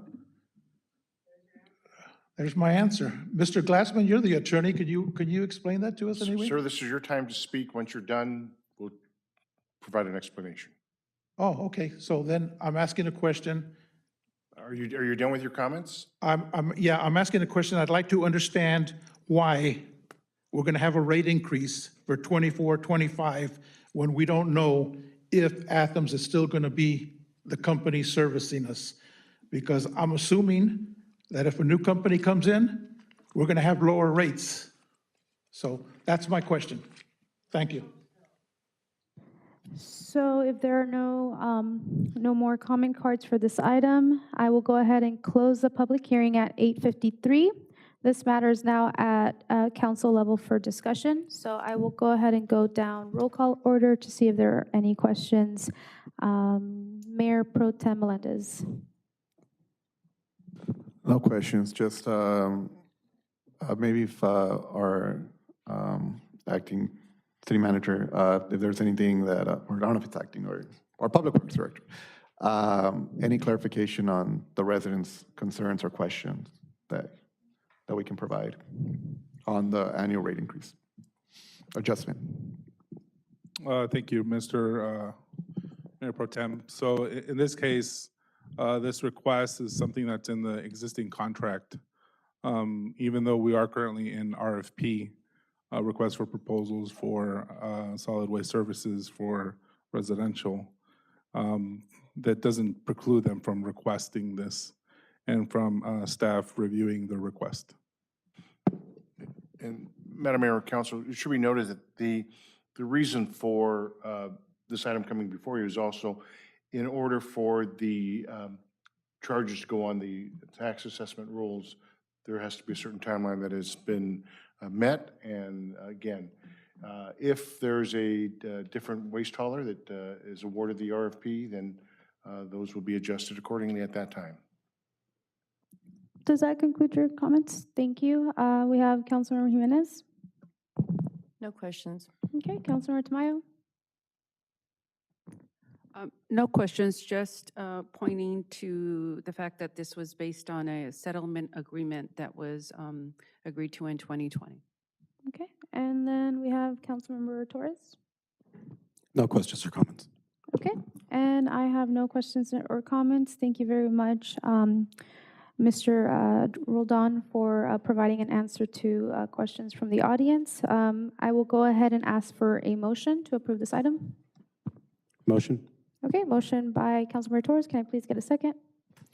I'll second. Okay, second by our Mayor Pro Tem. Mr. City Clerk, may you please do roll call? Yes, Councilmember Jimenez. Councilmember Tamayo. Aye. Councilmember Torres. Aye. Mayor Pro Tem Melendez. Aye.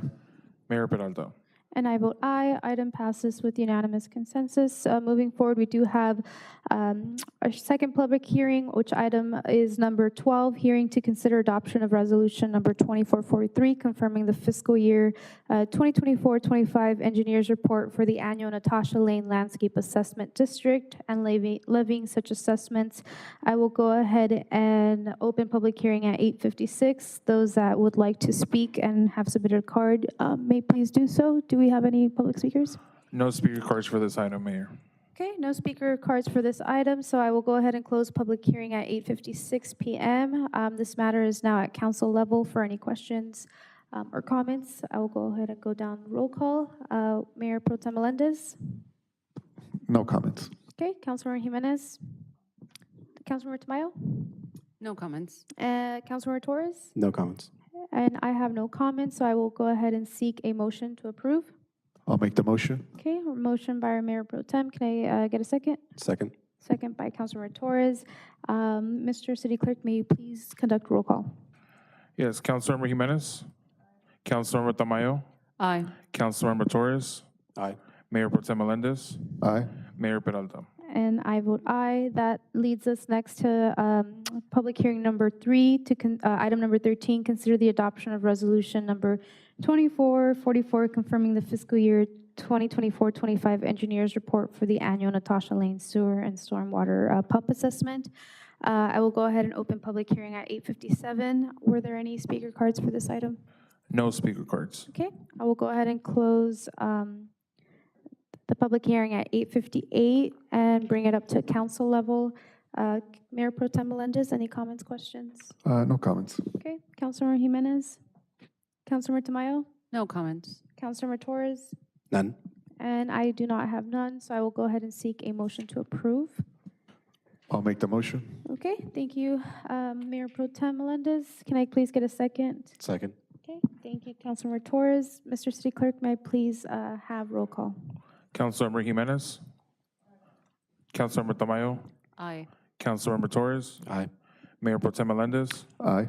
Mayor Peralta. And I vote aye. That takes us to our last public hearing. Item number 14, introduce and waive first reading of ordinance number 2477, approving development agreement between Premier Media Southwest LLC and the City of Montebello to allow the installation and continued operation of a new double-faced 14 by 48 off-premises digital display sign with a maximum height of 75 feet pursuant to Montebello Municipal Code Chapter 1762.0.105, and this will be located at 2601 Via Campo, Montebello, California. I will open public hearing at 8:59. Prior to opening public hearing, do we have a presentation that needs to be provided? Or Madam Mayor, so at this time, for the sake of time, but if you wish, we do have a presentation ready. okay, I'll save it in case when it's at the council level for my colleagues if they have any questions. So I'll go ahead and open public hearing at 8:59. Did we have any public comment cards for this? No speaker cards, Mayor. Okay, so I will go ahead and then close public hearing at 9 p.m. and I'll bring it up to council for any questions. Mayor Pro Tem Melendez? It's a public hearing, right? Ma'am, we did announce. Yeah, I got up to speak. You asked if he had any cards. You didn't say if there was anybody in the audience to speak. Well, it is listed as a public hearing, even though it's really not required to be one, but Right. I think it'd be appropriate to Okay, allow you can move the 3 forward, Ms. minutes. Nicholas. So I'm just have a question. I know we probably won't get an answer. Is this regarding the golf course where they're changing the name? Is that what this new sign is going to be listing? Because I want to know what the cost is going to be to us, the taxpayers, because it's going to have to be eaten by us twice when they have to replace it back with the original name of Montebello Country Club Golf Course. That's all I want to know. I want to know the cost and if it's going to be changing the name from Montebello Golf Course to Chile Verde. Because Verde is Spanish. If you want to call it Bella Verde, it's VERDI. Thank you for your comments, Ms. Nicholas. So this, I guess, closing public hearing again at 9:01, bringing it up to council level. So Mayor Pro Tem Melendez, do you have questions or comments on this item? We're discussing 14, right? Item number 14. Item 14, and actually, Madam Mayor, this is not on the golf course location, correct? That is correct.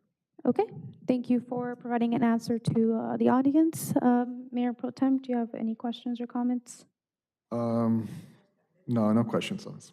Okay, thank you. Councilmember Jimenez? Councilmember Tamayo? No questions. Councilmember Torres?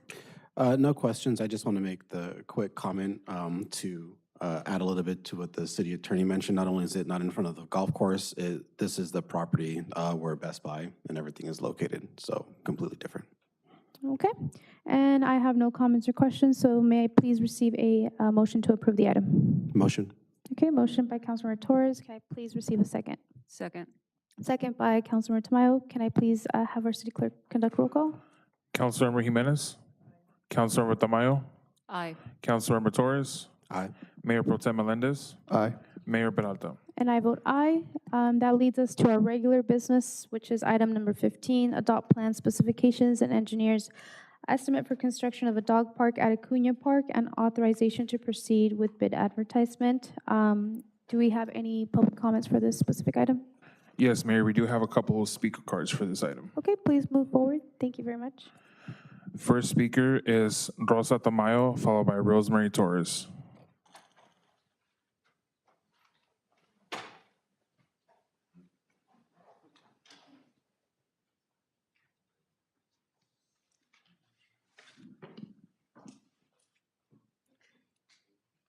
Disculpe a Kim por no llamarle por el intérprete, porque estuve ocupada. Mayor Scarlett Peralta, miembros del concilio, yo soy Rosa Tamayo y les quiero decir que ustedes tienen un legado de la señora Kimberly Cobos de los tax de la venta y ustedes miran bastante dinero y no es posible que ustedes estén gastando tanto dinero para el parque de los perros porque en nuestra ciudad hay muchas necesidades que tienen prioridad y además en el sur de Montebello, allá hay más necesidades que en cualquier otro distrito. El distrito 5 es el más pobre en necesidades y ustedes no están poniendo atención. El distrito 4, lo que afecta en el distrito 5 le afecta al distrito 4 en el sur, pero no ponen nada de atención o no lo quieren entender. Pero saben que esto es un problema bastante serio porque ustedes están agarrando mucho dinero nomás pensando que aquí hay dinero y vamos a hacer lo que nos da la gana. No es así. Cuiden el dinero. Están para cuidar los taxis de la ciudad. Muchas gracias. Thank Next you, Ms. Tamayo. Oh, can we please have next speaker? Next speaker is Rosemary Torres, followed by Linda Nicholas.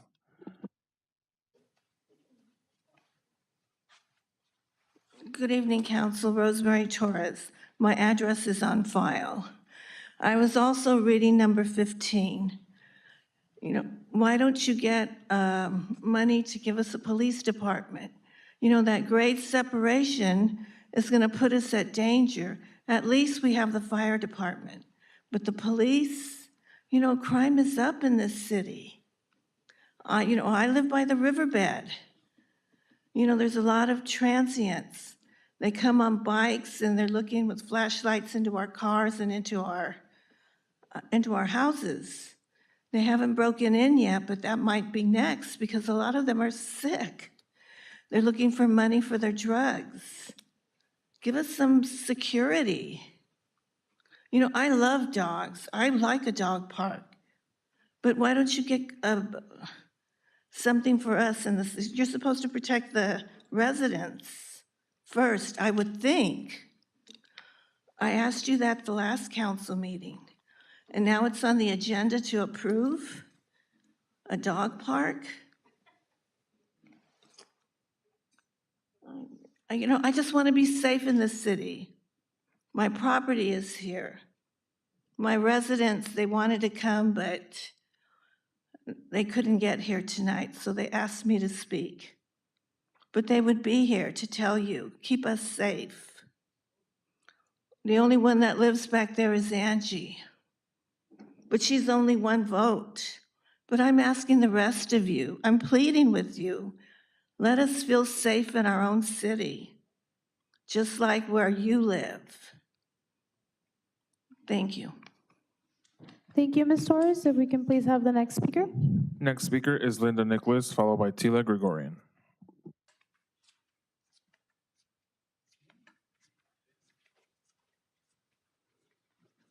You all saw on July 8th, that artery to our city, north and south, is going to be completely closed. It was in red. They notified our police and they notified our fire. What are the alternatives? Garfield and Paramount. If that was your father or your mother having a heart attack, would you want to wait for them to go down Garfield or Paramount, which both have a lot of traffic and are going to have more now?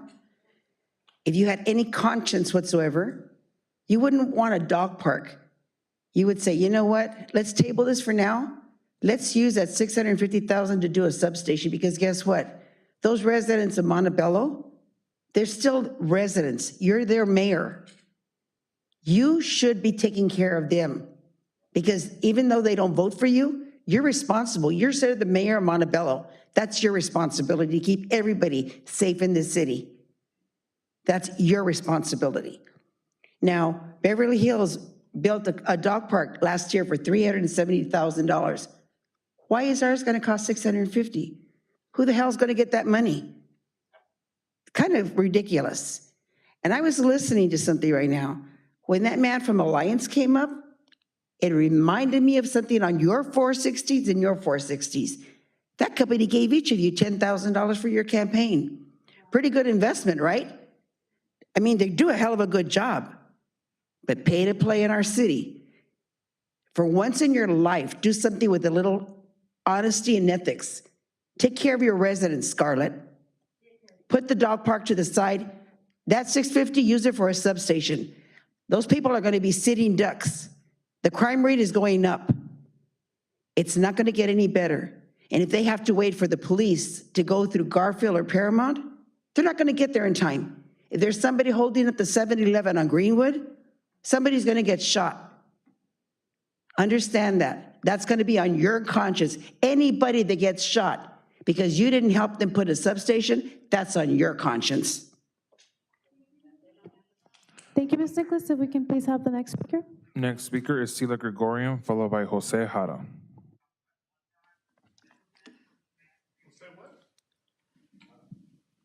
Tila Gregorian, once again. I just cannot believe that the city is willing to spend $450,000 to $650,000 for a dog park. I've always had dogs. I'm a dog lover. I've gone to other cities' parks, dog parks, and all it is they're crates with a division, one for big dogs and one they're just fenced up. One for the big dogs and one for the small dogs, with separate doors opening to get to those parks. And Huntington Beach has one. I assure you, they did not pay not even $250,000 for theirs. It's ridiculous for you to spend so much money on a dog park. And I'm a dog lover, and I've always wanted to have a dog park in my city, but not at this price. I don't want a dog park to be paved with gold. This is crazy. It's ludicrous, actually. It's, I have so many notes here on this because I am so upset about it. Because I had requested that we thought of putting in a dog park. But I don't know who knows whom, but that man that made that presentation was very good. I don't know which of you knows him, because how could he come to a city like Montebello and expect the residents to pay for a $450,000 to, and more likely, he said $450,000 to $650,000. It will probably be more like $650,000 plus, because it's always more.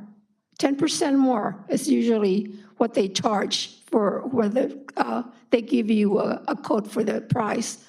If any of you vote for this park, Remember, there's an election coming up, and like we did phone banking to get you elected, we can do phone banking to make sure you don't get reelected, because you're spending money like fools. We cannot afford to pay that much money for a dog park, and all it requires is just a cage, 2 cages, one for small and one for large dogs. And I know that's, I wanted to go call and ask Huntington Beach how much they had spent on those cages that they have. I'll tell you, not even 120,000, I can guarantee you. All it is just wire. I mean, like fencing. It's all it is. And it's not paved with gold. Thank you, Ms. Gregorian. Can we please have the next speaker? Next speaker is Jose Lara.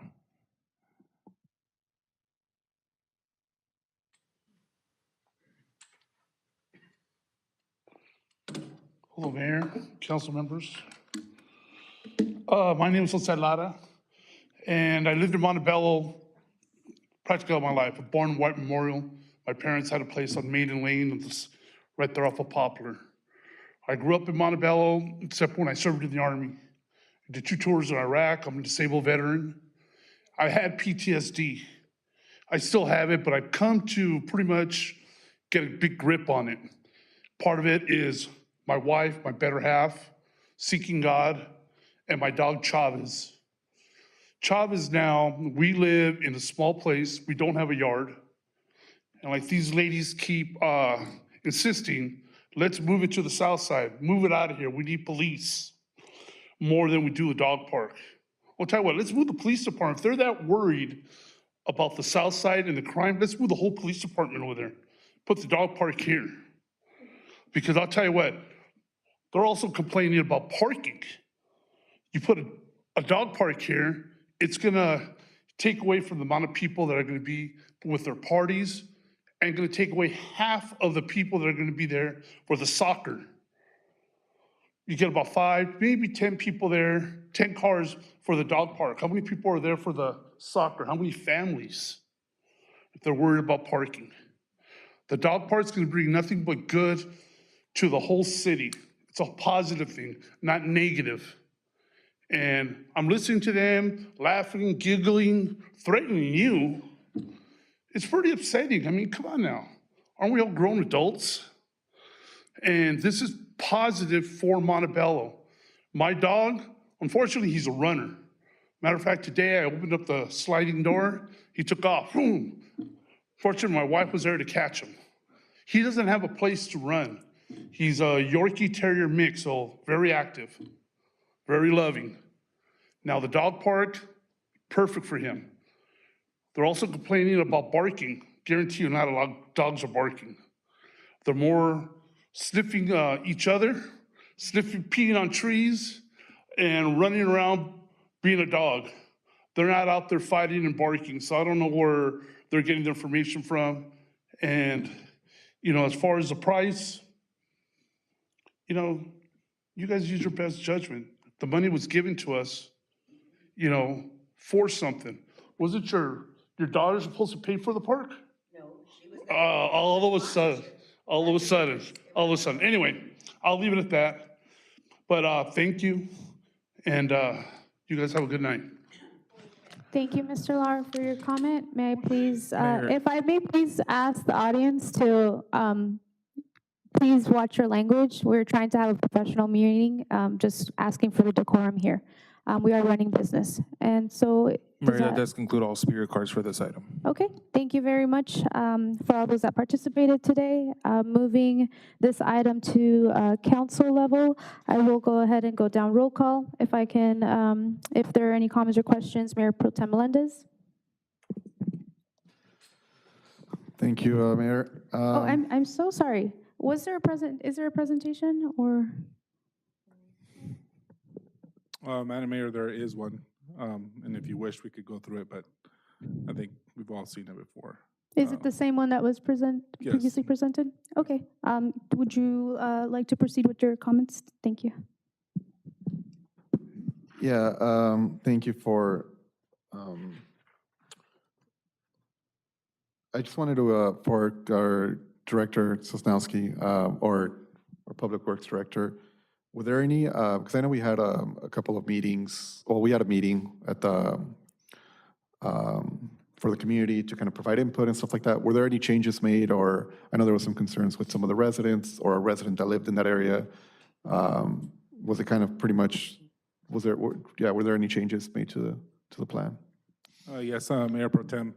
So the dog park was actually shrunk based on the conversations that we had with residents and some of the needs and some of the pricing. We actually made it a little bit smaller. Thank you for that. Overall, just, I just want to say that part of the, since I've been in council, I think one of the biggest asks from the community have been for us to provide a dog park in the community. I think it's every time I've walked the community a lot and had a lot of conversations with residents, and a big thing is always being able to provide a dog park. It does help with other potential businesses and, industries coming into the city. Believe it or not, they use formulas, and they use whether a city has a dog park, how much green space they have, amongst other formulas to be able to come in and bring the business. So I believe that it's something that the community wants, the community desires. I do hear the concerns of the residents. I do hear the concern of my colleague about a substation. I do want to treat this as separate issues. And again, I'm going based on the feedback, the conversation. I did attend that meeting as well. I was able to talk to a lot of residents that showed up during that meeting, and I want to say the overall sentiment was to provide a dog park. So again, in favor of this, and my only thing would be if I know there's a neighbor that's been to the meetings, has been to the Planning Commission, that we can try to do as much as we can to assure that some of her concerns are addressed. Thank you. Thank you, Mayor Pro Tem Melendez. Councilmember Jimenez.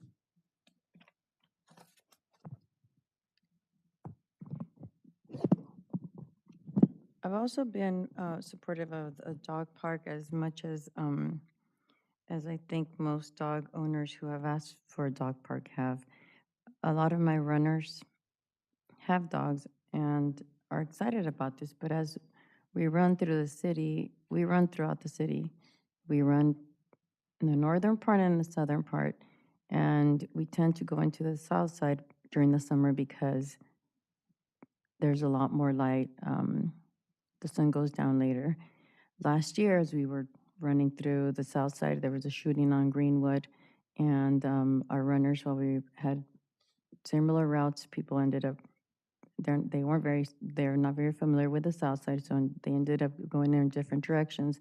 Now, I want to make sure that as we move forward in approving these estimates for construction, that Scarlett, you as the mayor, and stay true to your word. Last week, 2 weeks ago, when you approved this budget, on the city's website, you are quoted, and we were here, as you said, your commitment to prudent financial management and target initiatives that support our community's growth and well-being is reflected in this year's budget. Also, you said by prioritizing essential services and community programs, many that we heard directly from the community about, we aim to build a stronger, more vibrant Montebello for everyone. That's not inclusive of the south side, because while we didn't have community meetings talking about the substation, the reason why I even became familiar with this request and ask is because in 2022, when we went into districts, we all had the opportunity to better listen to the specific needs that each one of our districts had. So the substation, again, was a topic of conversation at the door. So this is when I began the conversation with Chief of Police. Furthermore, our city manager is also quoted, and he was here, of course, where he talked about our healthy budget and aligning the budget with the city's goals to provide transparent, as promised, key services to the community. And also quoted as saying the healthy budget that incorporates city council priorities while providing funding for essential daily operations. A substation is essential on the south side. We just had a presentation from the people from ACE and understanding every person that came out here, the gentleman that talked about that cul-de-sac. I know, I don't think any of you are actually driving down that boulevard every day or into that area, but I'm going to ask that as we proceed with this, Mr. Solorza, I did ask you last time, since we have a very generous surplus, I do want to make an amendment to, as we approve and adopt these engineers estimate for construction, that we also consider the estimate that the chief of police had. I don't think he actually made a formal financial report, but you were all aware, you and the city manager were both 2 meetings before the budget was passed. I asked you both here in this meeting what the status of that was. And again, I did say it was irresponsible because neither, I don't know if the city manager didn't follow up with the chief, but I'm going to ask to make an amendment so that we can, in addition to approving this, that we can look into also adopting and looking into the estimate that the chief of police had provided, which was roughly 50 to 75K. In comparison to the estimated budget, $450,000 for a dog park. Again, I have no problem with the dog park. All of our runners would love a dog park. I would take my dog to a dog park if we had a dog park, if I had a dog. But right now, the safety of the residents in District 5 and the adjacent district, District 4, are also, this dog park was listed as a priority. How is a dog park a priority? It's a luxury, and it's beautiful that we can actually have one now, but there is no reason why we should neglect the needs and the safety, the public safety of the residents in the southern districts. So I'm going to ask if we can, to make an amendment, approve this, but make an amendment to also consider adopting the estimate with the chief of police, because I know he did submit this. He came up here and he gave us a number.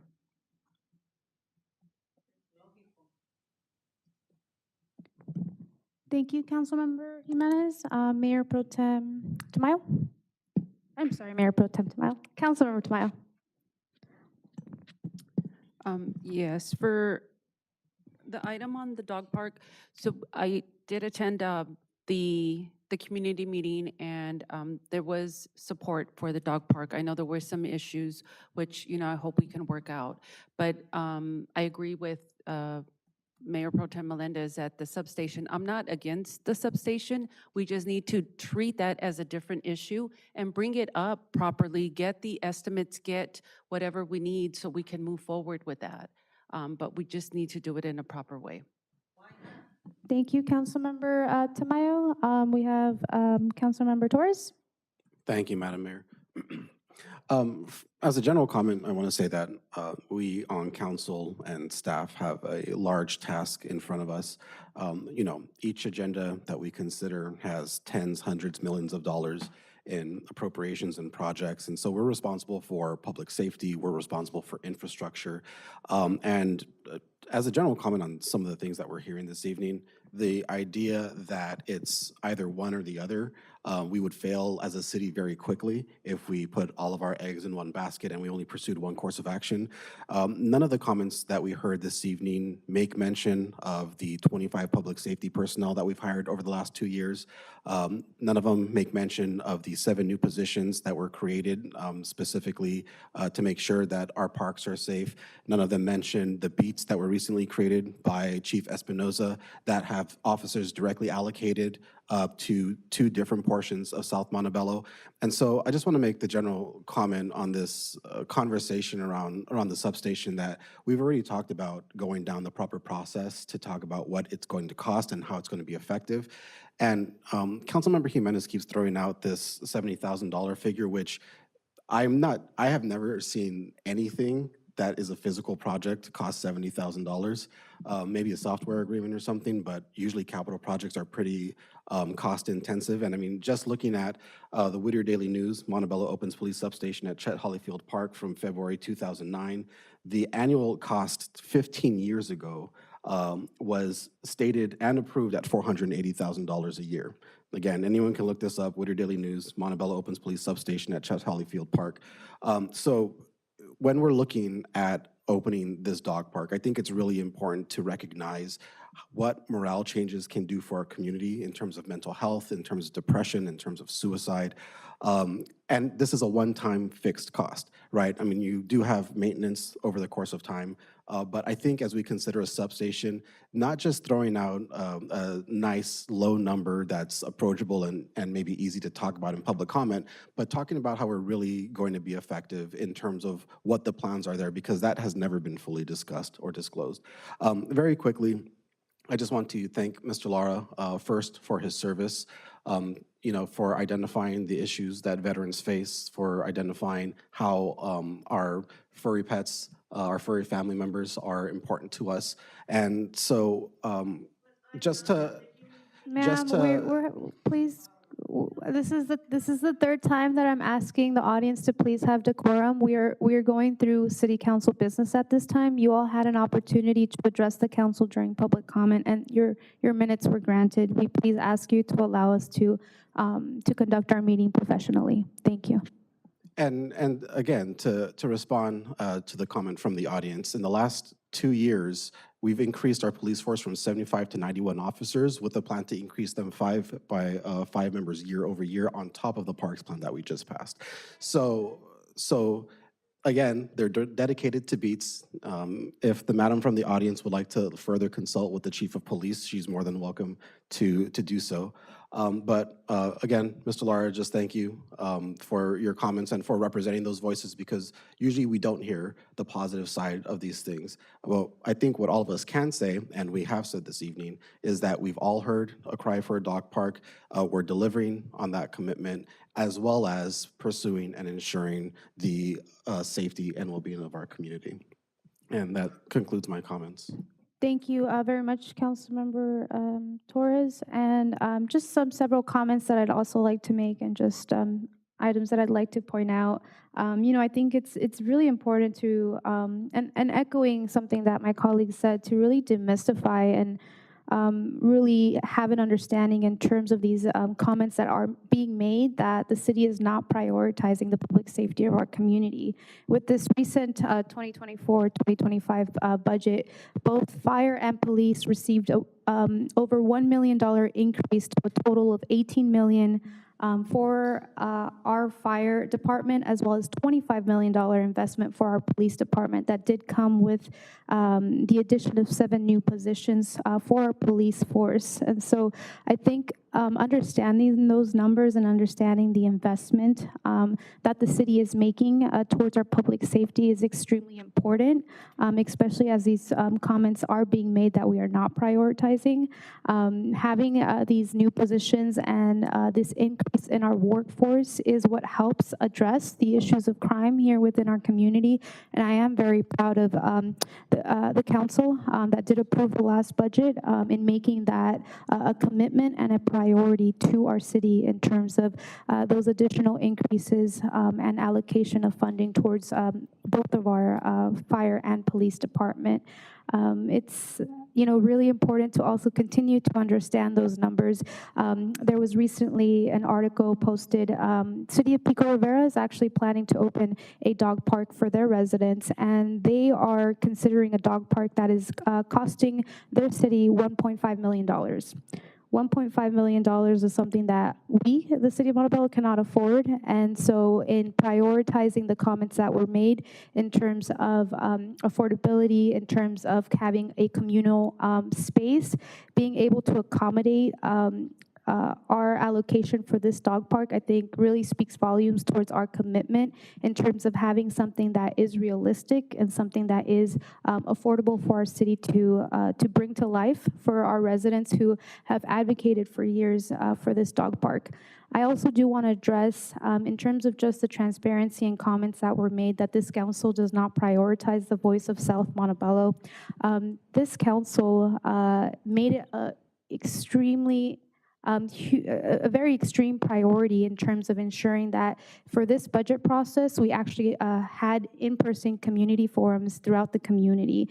This is something that has not been seen here before in the city of Montebello, to be able to meet our residents where they're at, to be able to provide them an understanding of how the budget works, and to be able to receive their feedback in terms of their priority is extremely important. And we made it a point to host a meeting, a Budget 101 and community input meeting in South Montebello, which my colleague in District 5 did not attend. This was an opportunity to voice the concerns and priorities in terms of the needs of the South. And again, we made it a very, very big priority and commitment to ensuring that our residents had this voice and that they were heard. And so I do appreciate those residents that were in attendance of that meeting down in the South and that did provide their input in terms of the priorities and what they saw as being important to their part of Montebello. Moving forward with some additional comments, I do just also want to recognize this has not been 4 years of work. Yes, we have been advocating for this as far as this current council for the past 4 years, but this really has gone back many years prior. We did have the Montebello Dog Park Association, a group of community members that established this association back in 2018 and really laid the foundation to bring this significant milestone to reality. I do want to thank them in terms of the 250 signatures that they did collect and receive from our residents in showing their support for this project. And I do also just want to commend city staff in terms of the various and very intensive community outreach that was done to really have an understanding of how this dog park could come to reality and what the different amenities our residents wanted to see being included. And so with this feedback, this invaluable support that we've received, it's, I think, a really exciting time for Montebello to have these new amenities and really putting Montebello on the map in terms of what we are providing to our residents. And so I am looking forward to, if this does get approved tonight, to just seeing all our furry friends and our neighbors there at that new space. So with that, I will go ahead and request a motion to approve. Motion. Okay, motion by our Councilmember Torres. Can I please receive a second? Second. Okay, second by Councilmember Tamayo. If I can please have roll call. Councilmember Jimenez, Abstain. Councilmember Tamayo, Aye. Councilmember Torres, Aye. Mayor Pro Tem Melendez, Aye. Mayor Peralta. And I vote aye, and that passes 4 and 1 abstain. 4 in favor, 1 abstain. And so that now takes us to our consent calendar. Mr. City Attorney, may you please read the statement of a statement of approval and consent, and ask our colleagues if they wish to pull any items for this evening. Thank you very much, Madam Mayor, members of the council. This time, this is the appropriate consideration of the consent agenda. All matters listed under the consent calendar are considered to be routine. Any items a member wishes to discuss, including any items the public submitted speaker cards for, should be designated at this time. All other items may be approved in a single motion. Such approval will also waive the reading of any ordinance. Let me first inquire, Mr. City Clerk. These are for items number 16 through 29. Do we have any requests from the public? No speaker cards. Thank you. Again, items 16 through 29, I'll start with Councilmember Jimenez. Any items? No items. Councilmember Tamayo. No items. Councilmember Torres. Yes, I have 4 items. Item number 16, number 19, item number 25 and 26. 25, and what was the last one? 26.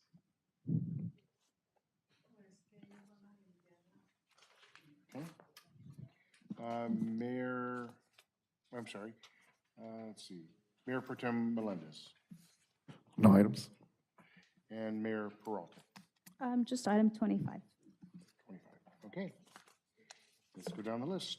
We start with 16. Do we Oh, approve? I'm sorry. Well, we can, yes, let's do that. I'm sorry. Thank you. At this time, then it's appropriate to approve all other items that have not yet been pulled on a motion. If I can please receive a motion to approve items that were not pulled. I'll make the motion. Okay, thank you, Mayor Pro Tem. Can I please receive a second? Second. Second by Councilmember Tamayo. Mr. City Clerk, may I please do roll call? Yes. Councilmember Jimenez? Aye. Councilmember Tamayo? Aye. Councilmember Torres? Aye. Mayor Pro Tem Melendez? Aye. Mayor Peralta? And I vote aye. And so that takes us now to items that were pulled. I believe it was item 15 was the first one? Oh, I'm sorry, 16. Councilmember Torres, you have the floor. Thank you, Madam Mayor. I just had one comment, I guess, in a couple different parts on this item. First of all, I understand the Can we please ask the audience to please keep it down as we're trying to conduct business? There's many interruptions this evening, and we're really trying to get through this agenda. Please proceed. First of all, I would just like to approve this item with the added direction to staff that we kind of take a look at these contracts, just because one major question arose as I was reviewing the item. One of them, let's see, with TransTrack Systems is an agreement that existed since 2003. I think we kind of re-established this agreement in 2020 or 2021, and we've approved amendments every year since. However, one of the concerns that came across with this one and the other two agreements that were established in 2021, 2022 were that there is no definite term limit to the contracts. One of the comments from the state auditor's report was that these contracts should not, that they should have definite terms. We were called out for evergreen contracts.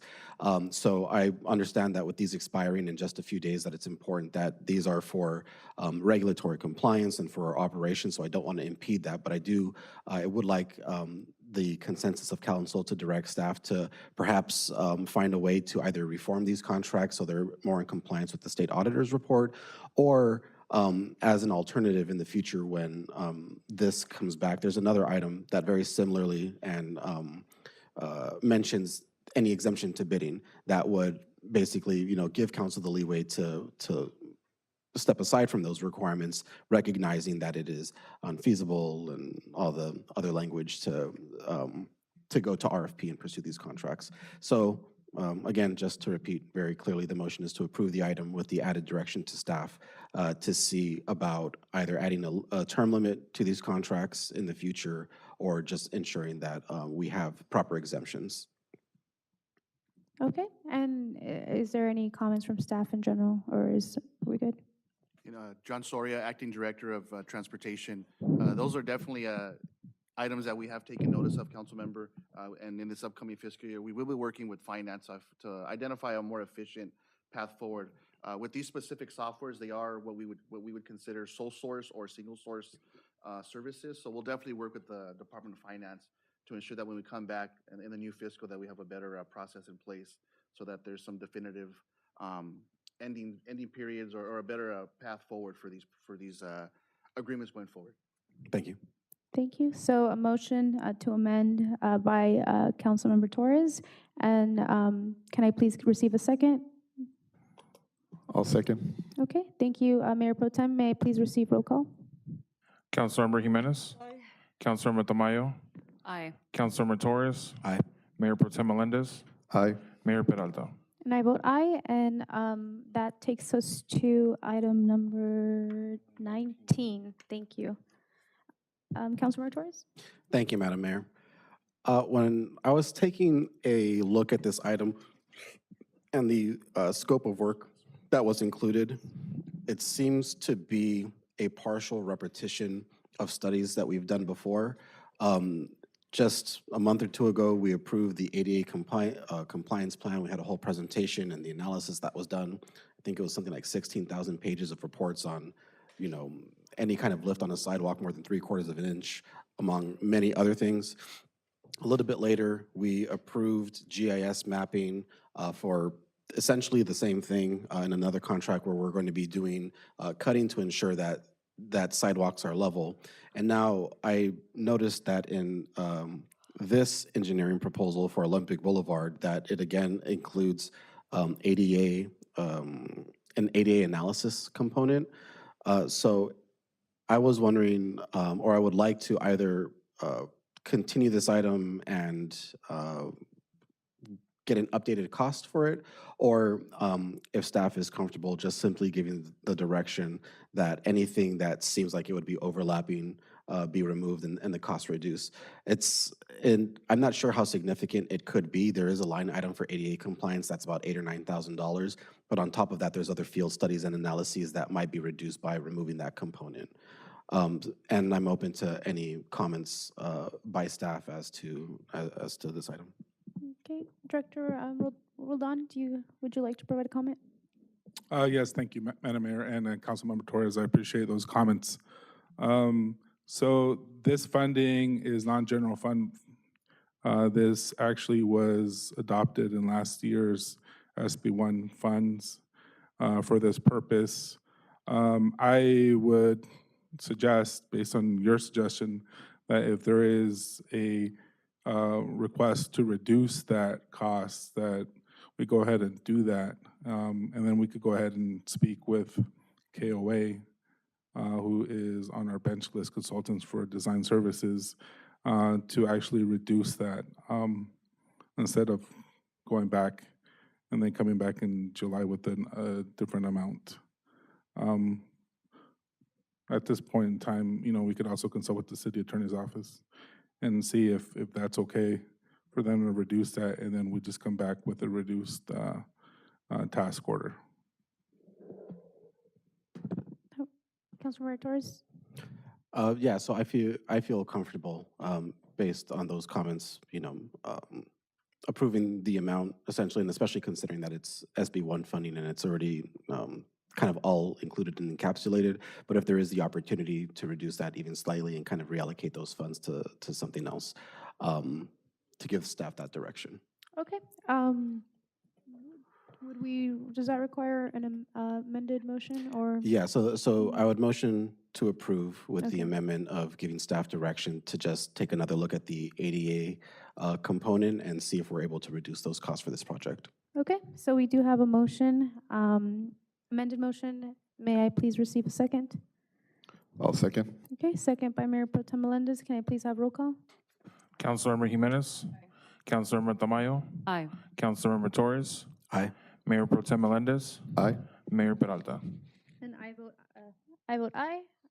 So then that passes with unanimous consensus, and that takes us to item 25. Thank you, Madam Mayor, and I believe you pulled this item as well. I just want to, I guess for the sake of efficiency, for items 25 and 26, I would just ask my colleagues that these items be continued for a little further review. I was actually going to request for the item to be continued as well. I do require just a little bit more time to look over the comprehensive financial report. So a motion to continue the item? Yeah, and if we can do like a single motion for both items 25 and 26 to continue both. Oh, 26 unless there's a question by my colleagues. Both items? Yeah, okay. So we have a motion to continue item 25, 26 for further review. And then can I, would you like to second that, Mayor Pro Tem? Or can I receive a second? I'll second. Okay. And can I please have roll call to continue items 25 and 26? Councilmember Jimenez. Aye. Councilmember Tamayo. Aye. Councilmember Torres. Aye. Mayor Pro Tem Melendez, Aye. Mayor Peralta. And I vote aye. And that concludes items on consent agenda. Moving forward with AB 1234 travel reports, I'll go ahead and go down the line. We have Mayor Pro Tem Melendez. Thank you. Last week I attended with some of my colleagues the NALEO conference. It's the largest gathering of Latino elected officials and folks in government affairs in the country. Two sessions that kind of stood out in there were funding strategies for housing development and addressing the health and social needs for an aging population. And kind of the conversation there was how we, as part of local government, are gonna have to work with, really gonna have to make it an issue to work with our state and federal government in regards to our aging population. By 2028, folks over 65 will represent the largest population. We're looking at around, I think, 20 million folks. I think this might just be Latino folks in here. So what's going to be interesting is how, as cities, are we going to be able to provide healthcare resources, affordable housing. We've never experienced this, such a large population of this age group. So it was really, it was really in our face of like how we have to start making smart policies towards that, because we are facing, a large aging population and we don't have the resources or the infrastructure to be able to support and maintain all of our population. So definitely, we'll definitely see if there's somehow that we can draw that up as, even when we meet with arena numbers and all that, and kind of seeing what affordable housing components we can put out there. Thank you. Thank you. Councilmember Jimenez? Nothing to report. Okay. Councilmember Torres? Nothing to report. Okay. Councilmember Tamayo? I also attended the NALEO conference that took place in Las Vegas, and this presented a great opportunity to see issues at a national level. We had speakers that previously represented the city of Montebello and are now national leaders. Their insight on how to carry out a duty of a public servant was enlightening and encouraging. Global issues such as mental health were discussed. So this again gives us perspective to make sure that these types of issues are addressed in our community. Thank you, Councilmember Tamayo. And then I myself also did attend the NALEO conference, and very similar comments. It's a national conference, and to be able to convene electeds as well as just stakeholders throughout the nation is a really unique opportunity to understand best practices as well as policies that are being implemented in different states throughout the country. I also attended the session on mental health for Latina electeds, which I think was a very sombering and just a very empowering session in terms of the importance of prioritizing mental health, especially as elected officials, and some of the issues that we do encounter within our roles, as well as the health and social needs of our aging population, and ensuring that we're committing and prioritizing the sector of society within our community was very enlightening. And so that concludes the AB 1234 travel reports. Moving forward now with Council Oros, Councilmember Torres. Thank you, Madam Mayor. So first, my oral on vacant and blighted commercial properties ordinance. The reason for putting this for conversation today is just to move the conversation forward and make sure that we don't violate the Brown Act, as I would like to share the red line that I started with my colleagues, particularly Mayor Pro Tem Melendez. Unfortunately, I did not print it for this evening, so I do have a question for the city attorney. Mr. Glassman, to make sure that this document is considered public, I was planning on submitting a hard copy to the city clerk, but how would I be able to go about that now?